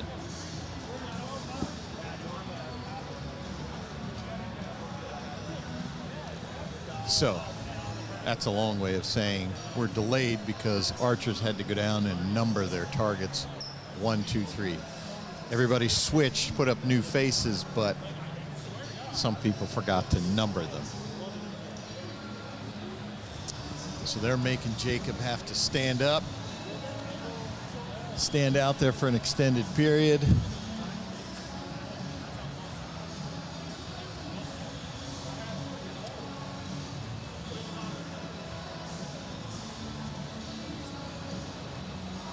Jacob shoots B3 Archery. That's one of his other sponsors. I'm going to see if that's sight and release.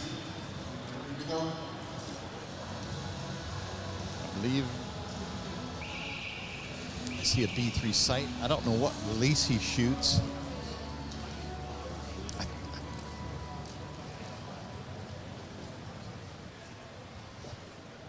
Here we go.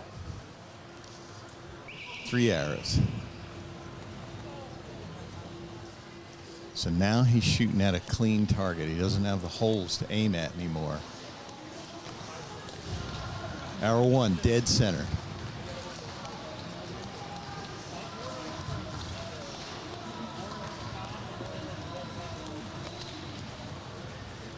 Arrow 2.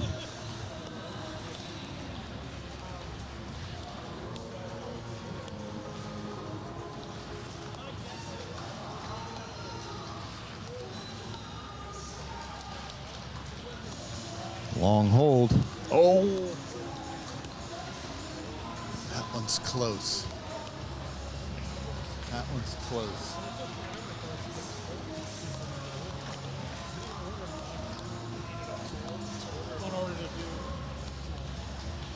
Okay, man with binoculars says it's in.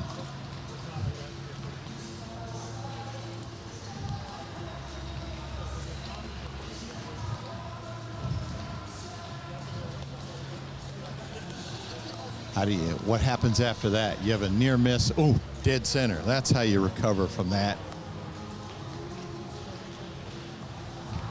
So, had a little bit of a scare there, but he got it. We believe.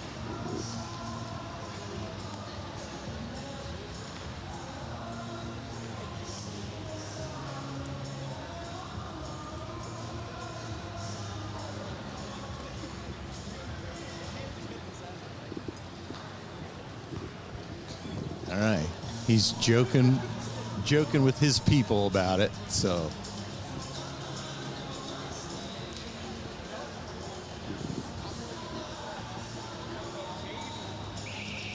So he's shooting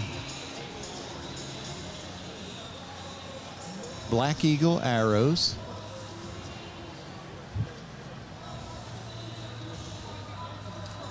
Let's take a look at his sight.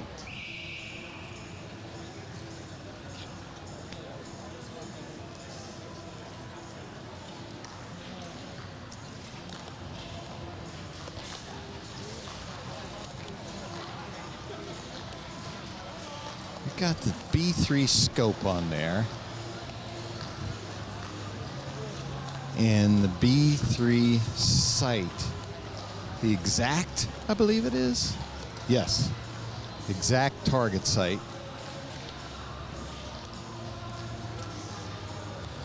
Don't know his release. I want to say he shoots a hinge. Just by his style.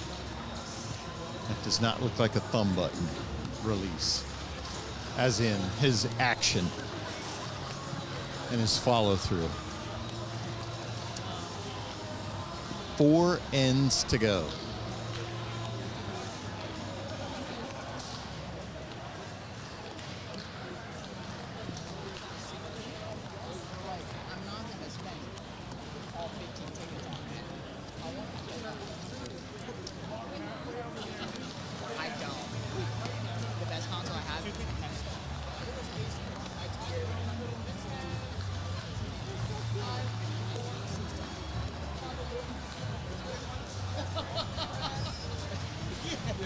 bad idea. No! I don't know what you were circling around.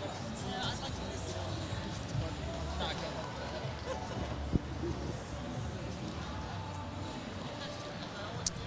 All right, 4 ends to go.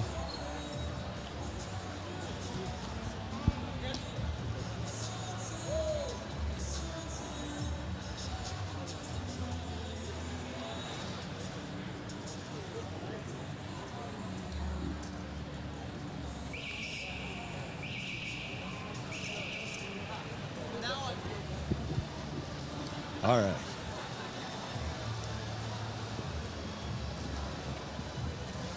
Let's take a look. Oh, yeah.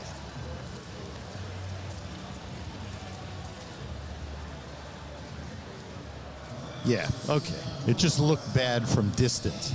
So as we say with 27s, if you are inside the 10 line, you will hit the 11. All you have to do is touch it. But a 27 does not fit inside the 10 without hitting the 11.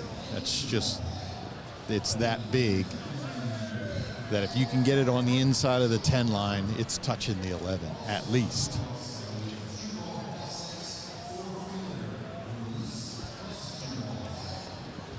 His other two, his last one, same as he was doing the end before. His third arrow is inside out. Second one, solid, split the line, the 11 line in half. So he's not wandering much. That's when you start to see some wavering, is when you start to see maybe they're getting weak or something. You start to see those holes move around a little bit. But when they're just maintaining that same hole, man, that's when you say, all right, this could happen. We got 12 arrows, 4 ends, 12 arrows.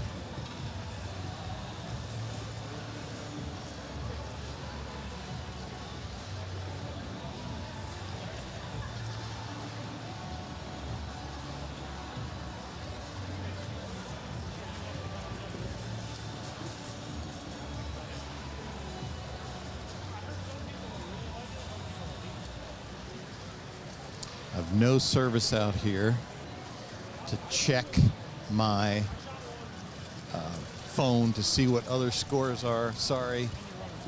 Someone closing in on a 660 kind of takes priority. We don't want to take anything away from all the archers out here. We appreciate every one of them. 660 is kind of special.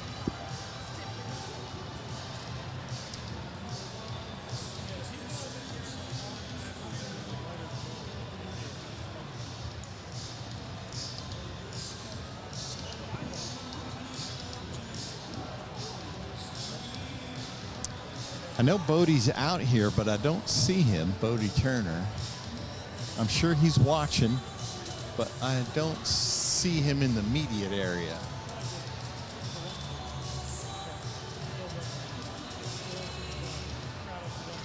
He has to kind of hang out all day because if there's a shoot-off, it'll be tonight, so he has to get in on that. He will be able to get some practice. The finals format, or excuse me, the shoot-off format, if we go to one. I didn't know this, but we checked it last night. We shoot 2 ends for score. 2 ends for score.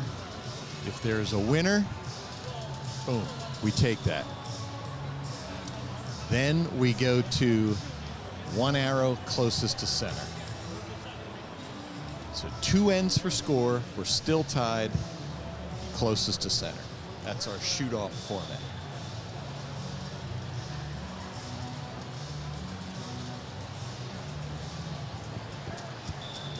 And if there's multiples, if Matthias shoots a 660 this afternoon, hey, it'll be a 3-way shoot-off. Only one person's getting 20,000. Only one person's getting anything for shooting a 660. We're not divvying it up. It's 20,000 or nothing.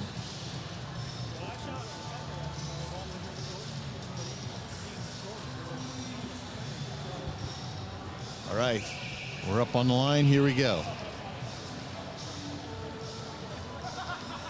End number 17.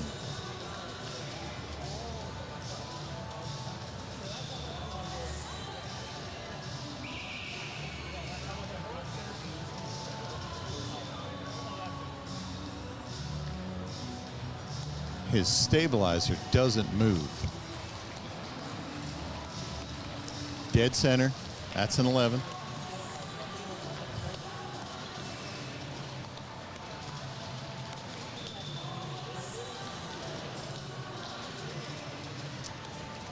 Arrow number 2, drawn back. This is the one that gave him a scare last time. Gave me, maybe didn't give him. Good. Got it. Arrow number 3. This is his best. He's taking a little rest. This is the one he shoots the best.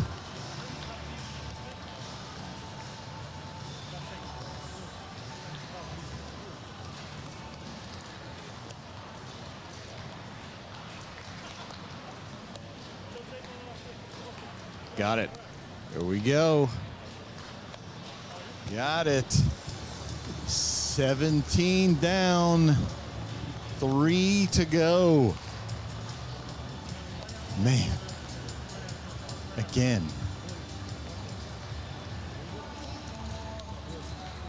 I'm feeling nervous. Why? I'm not doing anything.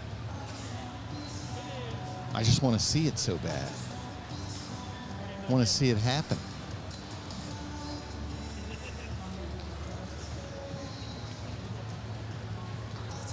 It's interesting to watch when he walks back. Nobody even wants to look at him. He just does his thing. He shoots his arrows. He comes right back to his group of people. And that's it.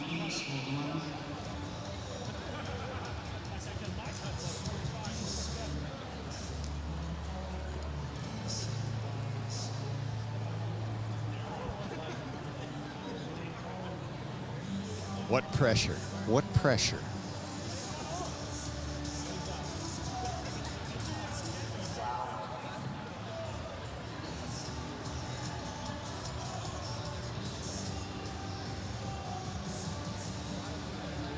The crowd's not as big behind him as it was for Bodie last night. To be honest, I'm not sure if, there's a lot of spectators. I don't know if they know what's happening. Somebody just came by and I mentioned that he's got a couple ends to go, and they didn't know. So maybe nobody's following. There's a crowd, but it should be bigger.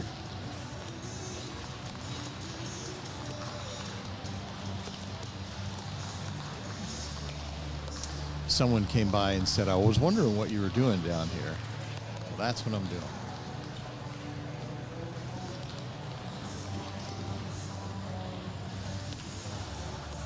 Which, this is crazy to me that now we're talking about how many 660s will we get in a year. It seems a given, except for last year when we had the big 50,000. Seems like it's a given that we're going to get them anymore. 5 years ago, it was not that. So these guys today, this level of shooting, unreal.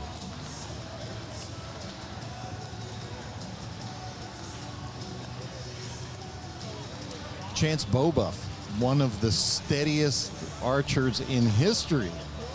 He's never shot a 660 here.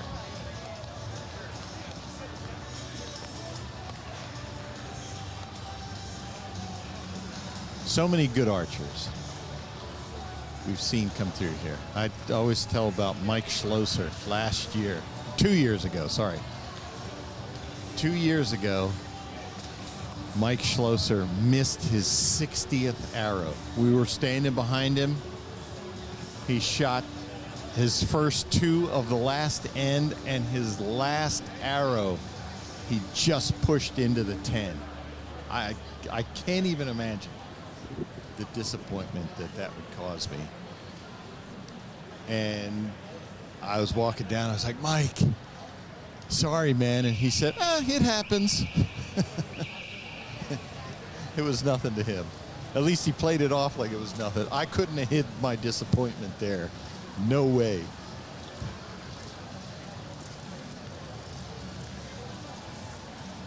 I'd have said some things that my mom wouldn't have liked.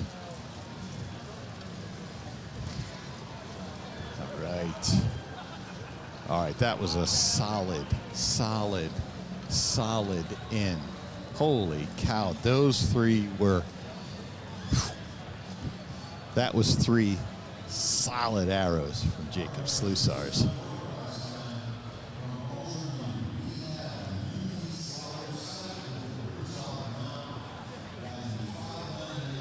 Three ends, 9 arrows to go. 9 arrows.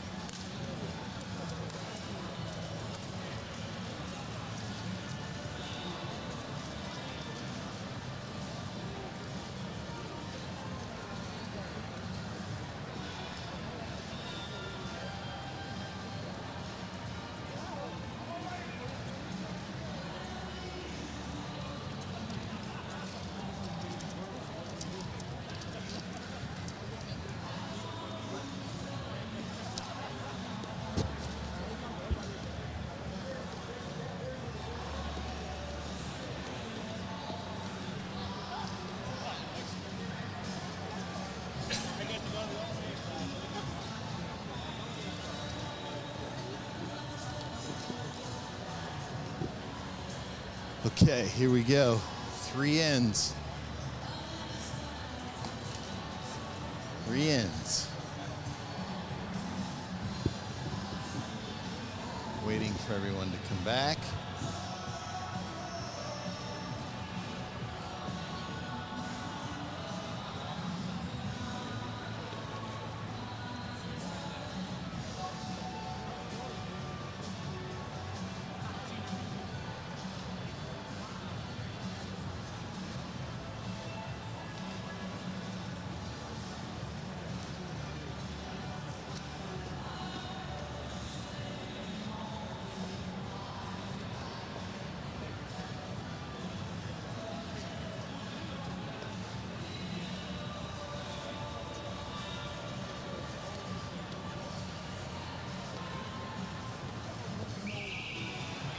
All right, here we go. End number 18.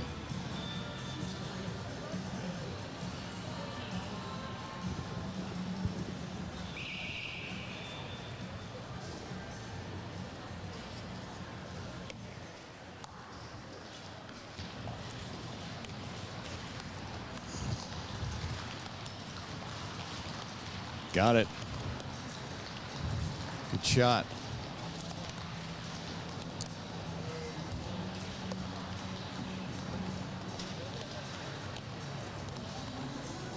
Shot number 2.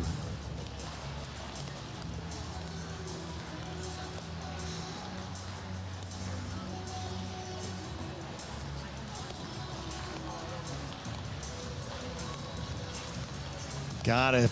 Dead center. That was a long hold. You can see him nodding his head. He's in a groove. Jacob Slusar starts nodding his head. Watch out.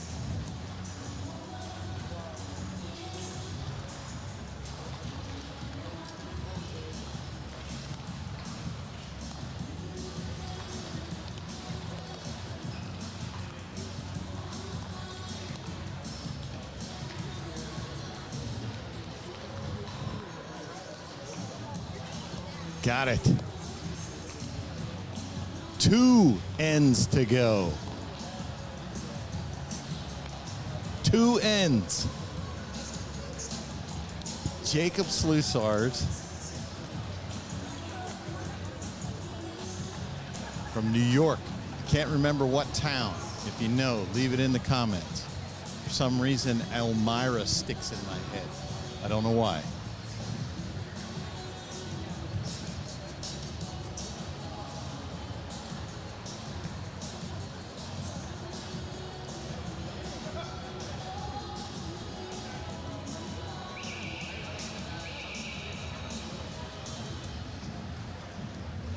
Six arrows away for Jacob Slusar's.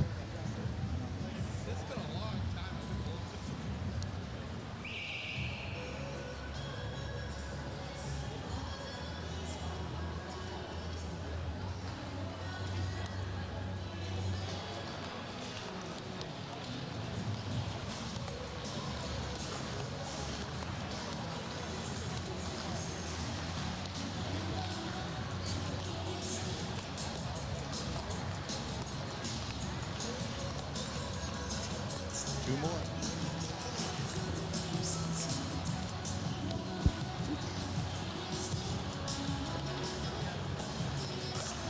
So Jacob has shot a 900 in Vegas before, so it's not like he's not familiar with pressure in indoor. He is. But having to hit a 10 is a bit different game than having to hit that 11. You really got to dial it in.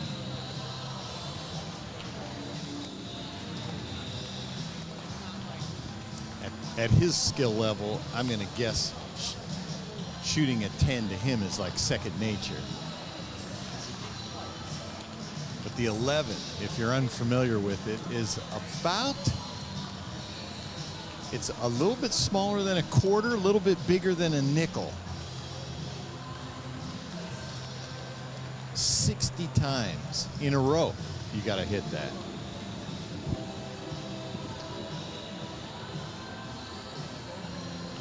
Real Wild always used to say, hey, if you can hit it once, you can hit it 60 times. Yeah. Not me. I could hit it once and miss it the next 59 times.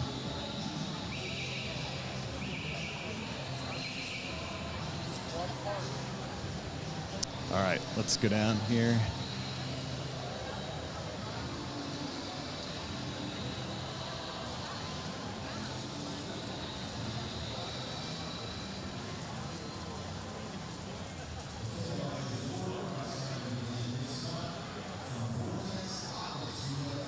Oh, yeah.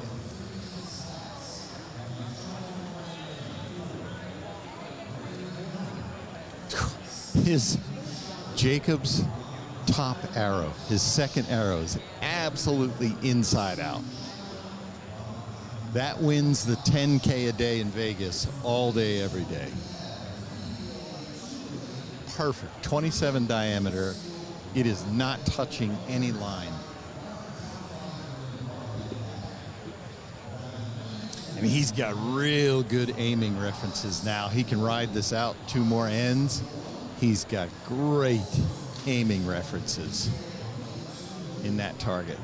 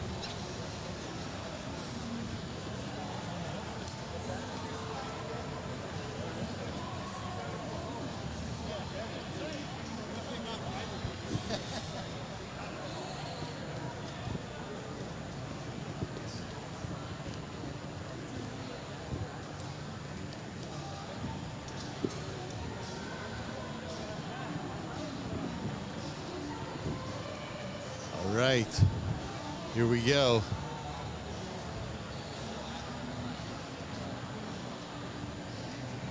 Six arrows, 2 ends to go.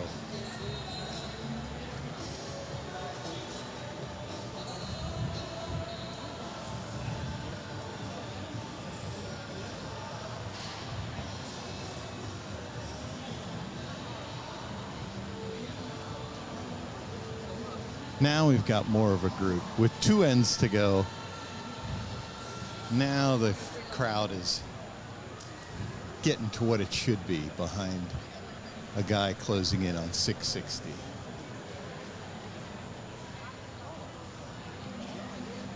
Here we got Justin Czar from bowhunting.com. Justin, you're looking at a dude who's about to shoot a 660. You've been on this line. How crazy is that? PJ, I can barely shoot a 560. So this is insane. And what we were talking about is I didn't know where he was shooting exactly. And I was like, just look for all the cameras and people watching. And young Ben here with me is like, I would hate that. And I'm like, you know what? He's done this before. He's probably used to just tuning out everybody looking at him. Well, folks always say, oh, you should stay away from him. But I was saying, if Tiger Woods is shooting some incredible round, are people going to stay away from him? Oh, absolutely not. They all want to go watch, right? That's why they do it. So somehow you just got to figure out a way to tune out all these people watching you, and hopefully you don't choke. I imagine he is an excellent deer hunter, being able to block things out. First shot is good. 2 more. I mean, 2 more here and then 1 in. Oh, I was looking at the wrong arrow. Whew. Yeah, that's a good one. So here's his second arrow.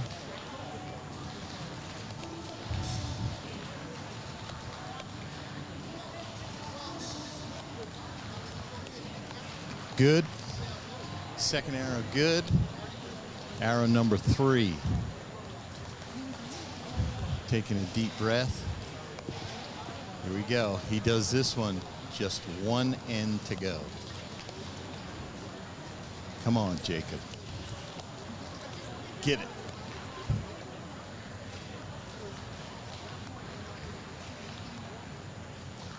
Got it.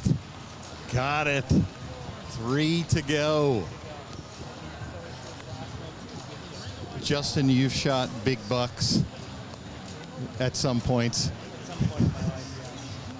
I don't. To me, this is way more pressure than that. For sure. So when you look at this target here, right? If you were to shoot at a deer and hit anywhere in that target, you'd be like, dude, I smoked him, right? But here, if you hit that outside blue ring, you're like, oh my gosh, that was the worst shot ever. But if I was shooting a deer, I'd be like, that was a perfect shot. So yeah, this is way harder. Way. If you shot and you were aiming and your arrow went 1 inch high on the deer, it's dead. But out here, you're dead. Yes, absolutely. I am dead. So, 3 arrows to go for Jacob Slusars, and this place is going to go nuts. His crowd of friends has gotten bigger now. Other folks talking to him. Yeah. Yes. Funny how that happens when you're winning. Your crowd of friends gets bigger. So, but it's pretty clear that you have to know him to talk to him, because the folks who don't know him are standing back. So, this is going to be great. 1 end to go.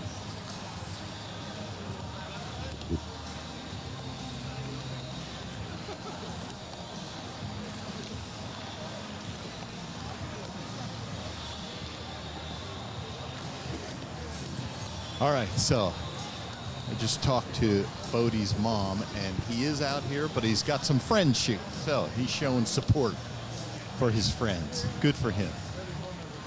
That's more important than what's happening over here. Your buddies are shooting, show them some love.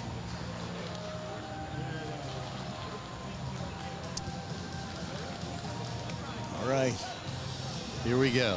3 more. I don't know. I gotta think that there's 2 scenarios here that if you get to this point, that probably you are thinking, 3 arrows, I got this. Or it's 3 arrows, holy crap, I hope I don't blow it. But I know his mentality, so I'm thinking that for him it's 3 arrows, this is mine, I got it.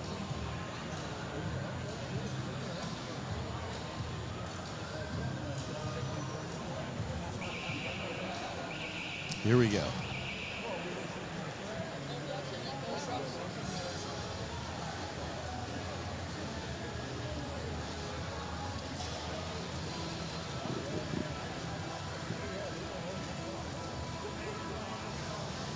All right.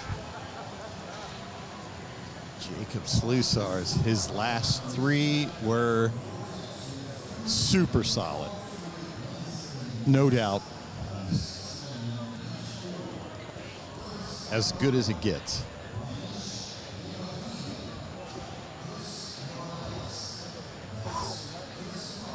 My hands are sweating. And he's up first line. So we're gonna know in a matter of minutes whether we have our second 660 of the weekend, which would be a first here at the Classic for Jacob Slusars.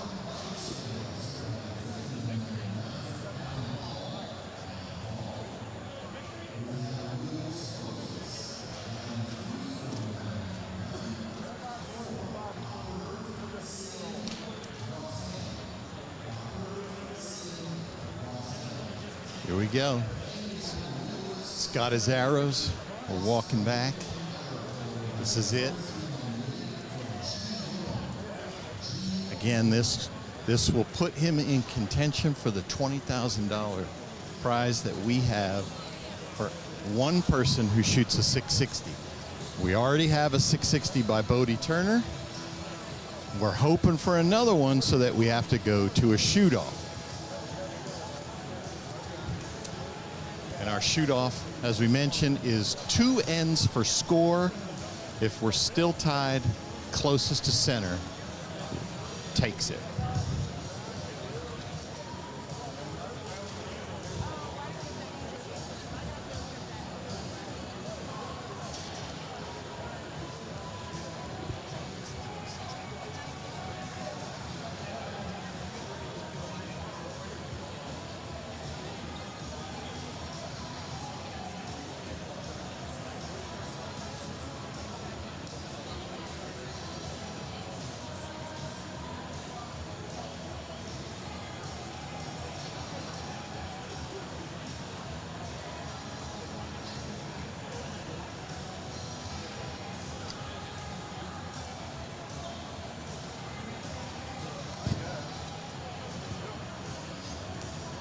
All right.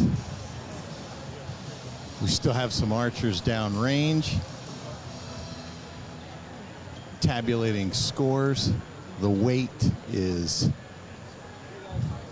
it's killing me.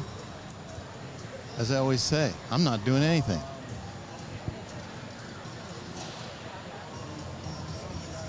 Everybody's back except for a couple archers. Come on.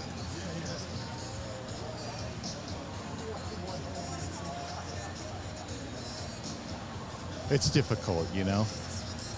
There's folks out here who are just shooting their round. They don't know this is happening. They're doing their thing. And here in the center of the court, high pressure. He is on lane 50. This one, bail 50. We go down to 78. So he's a little bit over halfway down the court. Bodie was in a similar area. I don't know if that means anything, if there's some condition down here that exists here that doesn't exist other places. I don't know. But Bodie was in this same general vicinity. I think he was 56, and Jacob is 50. So here we go.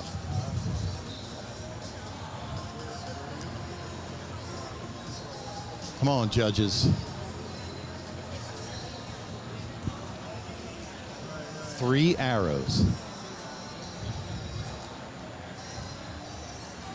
So there's only, I think there were 2 59s. So, hey, let's be honest. If he shoots a 59, he's still sitting pretty for the finals. But by the same token, 3 arrows to go. We want to see. Let's do it, Jacob. Come on.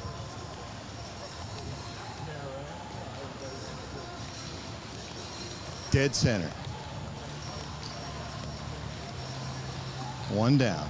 2 to go.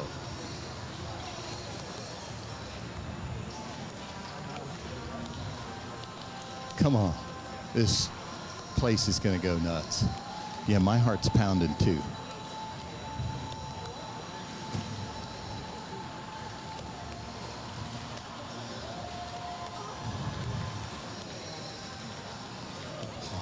Guys with binoculars say yes. Guys with binoculars say yes. He's taking a deep breath, collected himself. It looks good, but guys with binoculars can see it better. They say it's good. Here we go. Last arrow. Get it. Got it.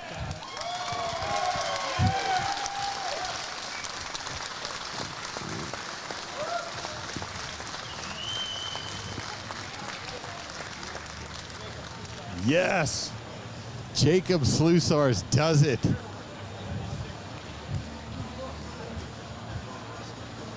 Yeah.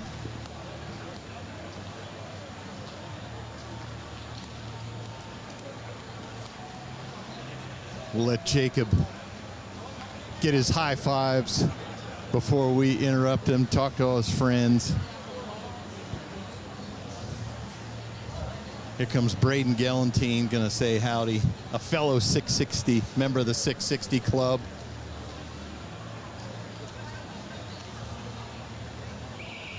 We'll get him over here. Jacob.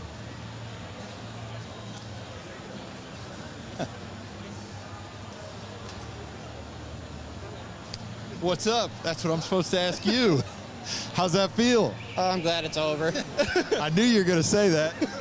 Oh, that was cool. That was good. That's not why I come here. I mean, the goal is not to miss, but I wasn't even on my mind. And then I got like 15 ends in. All your camera guys showed up. I'm like, I guess I kind of got to think about it now. So, Jacob, I've seen you out there 3D handle high pressure. My thought was for the last 3 that your thought is either, oh man, I hope I don't mess this up, or 3 to go, I got this. Which were you? I wasn't worried about messing it up, but I mean, it was just hit 19 ends in a row of it. I can do it again. It's just, I I wasn't even thinking about messing it up. I was joking the whole time. It's awesome, but it's not why I come. I come to win. I mean, but sugar on top, I guess we'll call it. Wasn't a huge focal point, but So how many years have you shot the Classic? a lot. I don't know. 2015, I think, was my first year. 15, okay. First 660, have you been shooting like this in practice? I've been shooting good, but I wasn't really thinking about it. Every time I come here, I feel like I can do it, but I wasn't thinking about it. It wasn't when I walked in, I said, yeah, I'm going to shoot a 660 today. I just wanted to qualify. This is a little better than that. Oh, it's definitely better, but I better not suck tomorrow now. Now, so you're in the mix for the 20,000. How you feeling? That's like later this evening. Is it just more of the same? Is the pressure off, or do you think that's new pressure? I'm not too worried about it. If I win it, I win it. If I don't, I don't. I mean, I'm here for the tournament. These things on the side are great, but the tournament on Sunday is where I care to be. All right, Jacob. 7th 660 in Lancaster Archery Classic history. Congratulations. Thanks, man.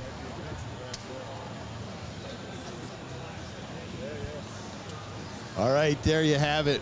So we're going to go down to the target with Jacob. We're going to check out his target.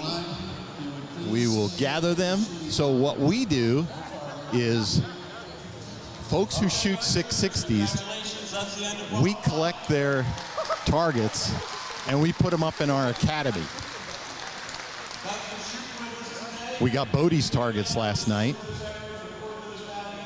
and we hope to get Jacob's today. It's their targets. They can do with them what they want, but we ask them if we can have them to put in our academy.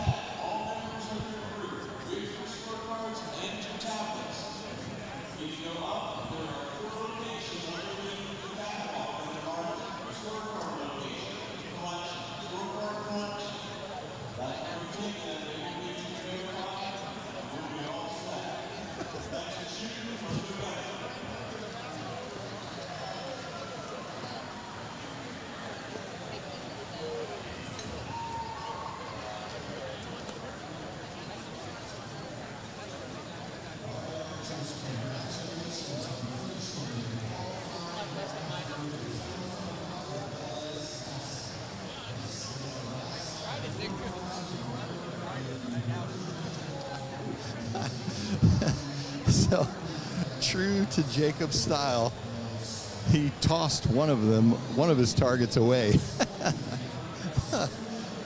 So, we'll have 3 of them up there. That's good enough.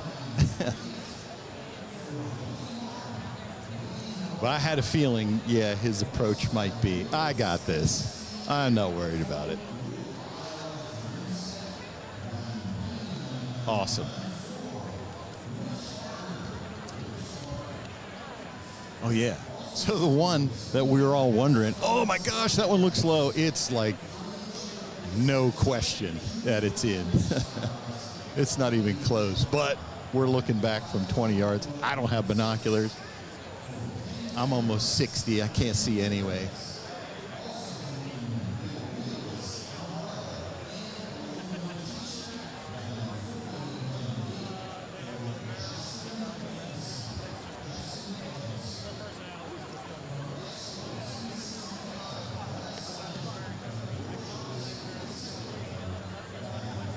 $1,500 people watching Jacob Slusars shoot the 7th 660 in Lancaster Archery Classic history, our 2nd of the weekend here at the 21st Lancaster Archery Classic.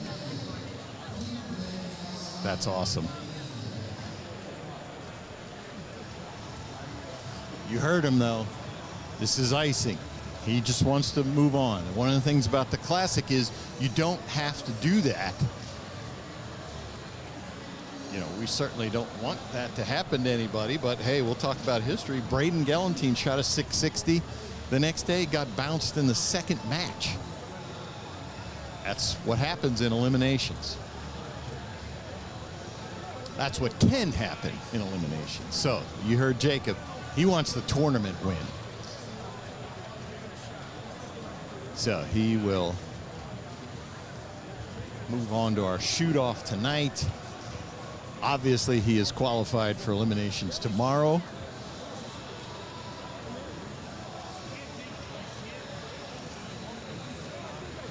Doing Darton proud.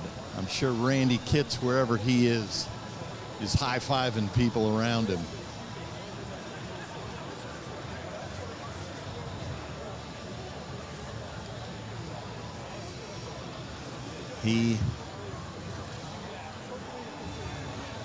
Nerves of steel, nerves of steel.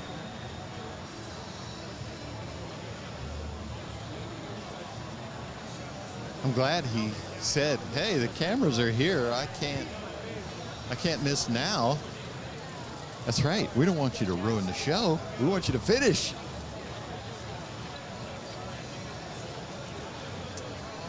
We'll get him to sign all these targets.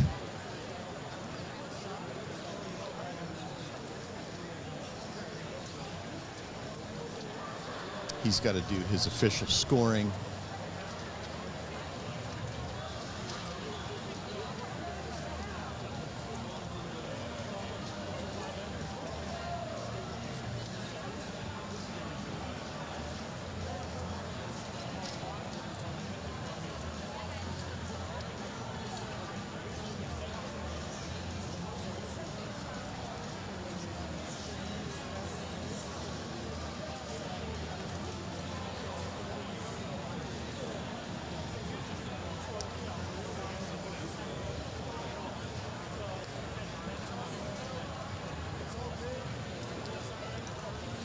Jacob to sign his targets. Where is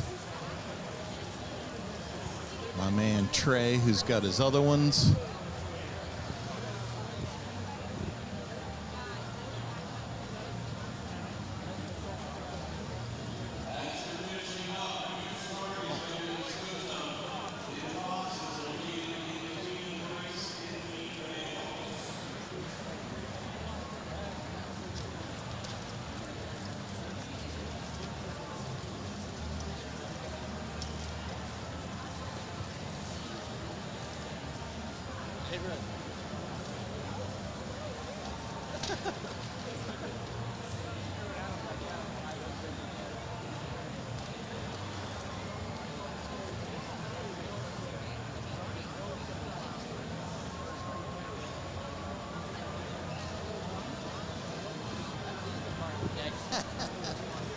So Jacob said the target that he threw out was his first one because he figured, first 5 targets, who cares?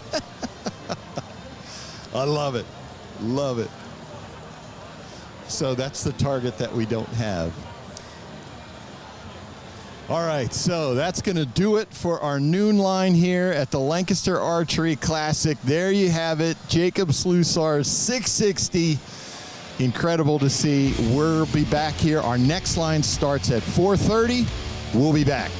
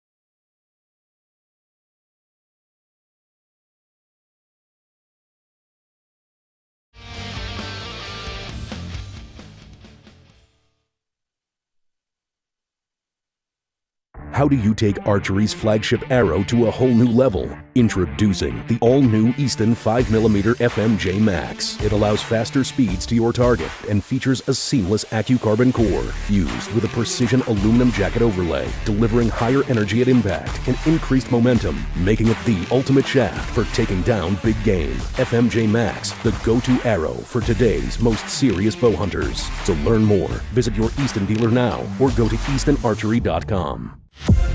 At HHA, bow hunting is in our blood.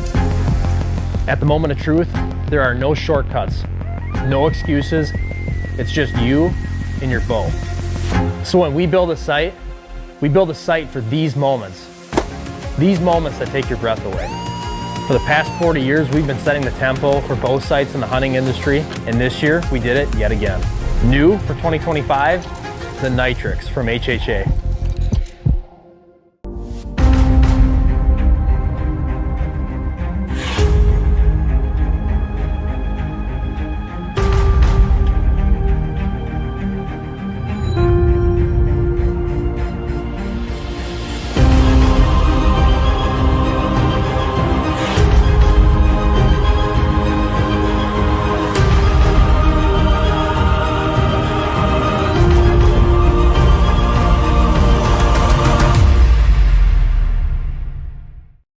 At the Lancaster Archery Foundation, it's our mission to get as many people as possible involved in the sport of archery. One way we do that is by providing grants to local clubs in need of equipment, for collegiate scholarships, and to elite athletes traveling abroad.